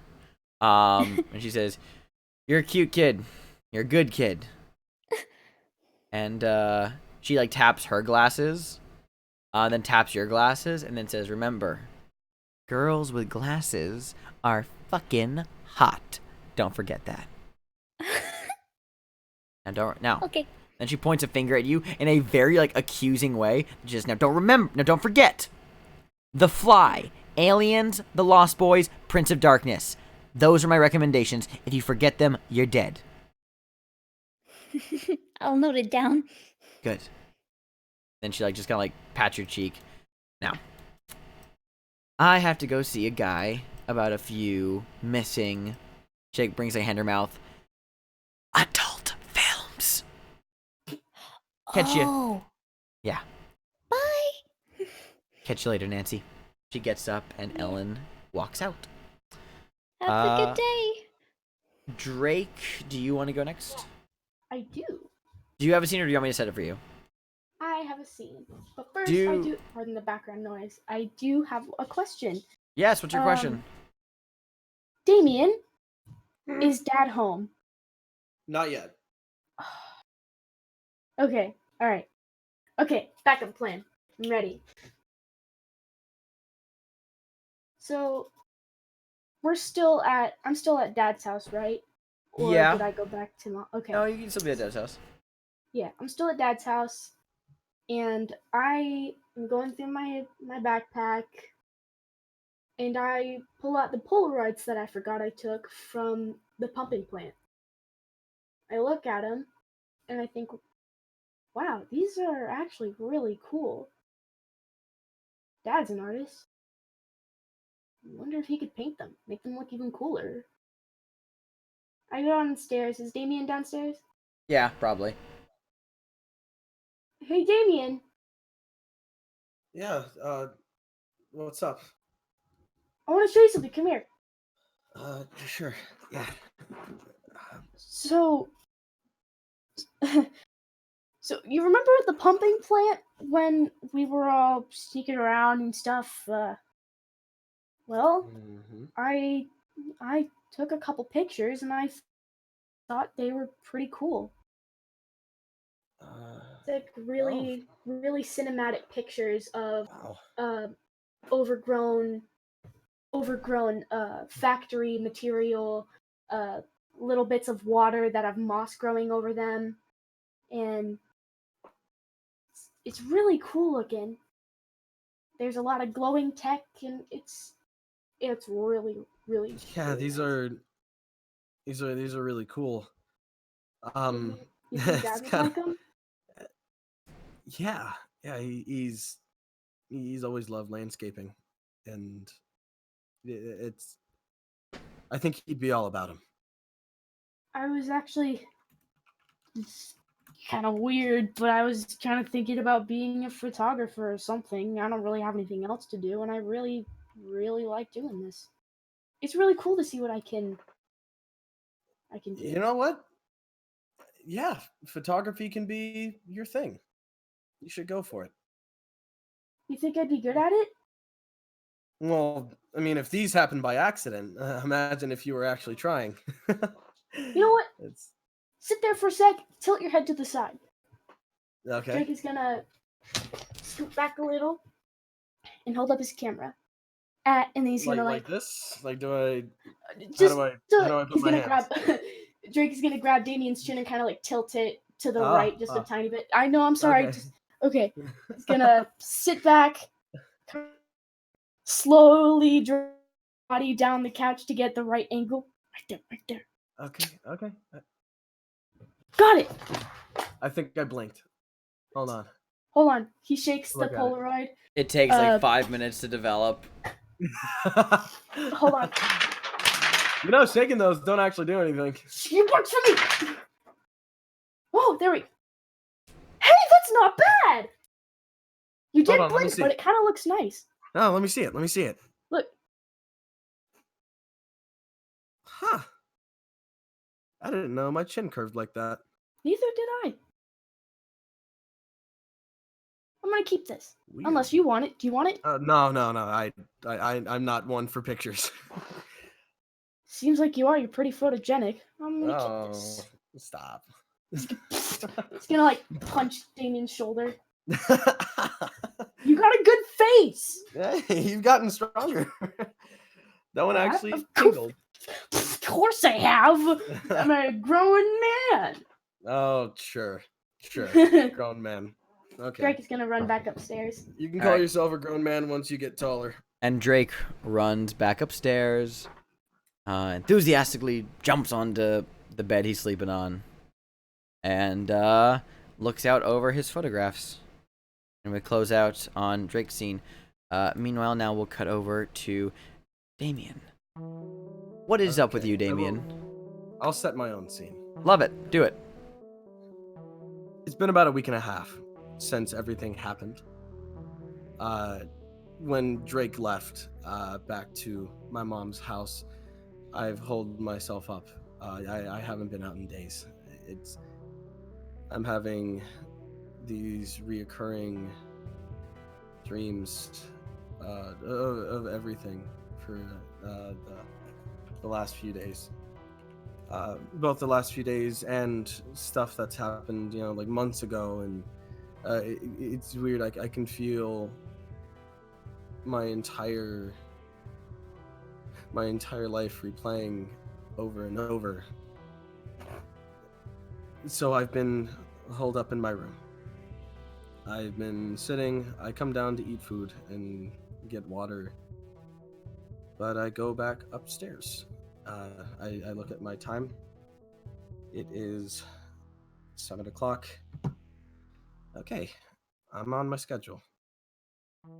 I go to my closet. I open it up, and I pull out this big canvas. And I set it up. I turn on my lights. I grab my paints, and I continue to this very colorful image. I still haven't quite gotten what it looks like, but I'm getting there.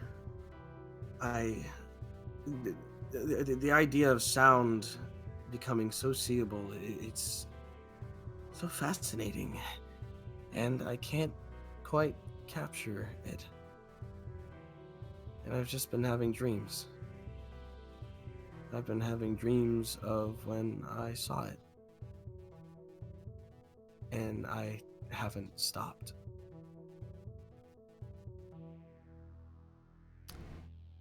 And we close out on Damien. Meanwhile, in a motel just outside of Phoenix, Arizona, a middle-aged, lower middle-class family sitting in the sweltering room with 2 fans running, one an electric desk fan, another a ceiling fan, trying desperately to beat the heat, sipping from water that is just a little too warm for comfort. They sit there on their bed, a little sunburned, and looking to rest after a long day of driving down from Las Vegas to get back home. And the husband just kind of sits up and he says, well, shit. Guess we're stuck here for the night until that tire can be repaired. What are we gonna do? And the wife, not getting up, rubbing some aloe over her burns, just says, I don't know, just, come on, Dale, just grab one of those movies from the video store that you got from that girl. We can watch something on the TV. And the man says, well, as long as there's a functioning VCR, I don't see why not. Beats dying out there in the heat anyway. Alright then, let me see what we got here. He proceeds to rifle through his bag, and eventually comes across a copy of just a nice, wholesome rom-com that was being given away from the Hoover's video rental in Boulder City, that these two just happened to pass through on their way, caught their eye, loads up into the VCR, turns the TV, and together they sit on the bed, and they load it up as the previews before the VCR begin to play, as an image of Boulder City appears, the 3 cooling towers of the Loop visible as actors walk in front of the painted background and begin to speak of community and togetherness and perfection and unity. And as the video watches, the couple begins to get more and more mesmerized, eventually staring at the screen, both of them speaking in sync together with the video. Unity. For the greater good. Community. Perfection. And we now close out on the mystery. Wondering what will happen next on Tales from the Loop. And that's the end of the session. Mother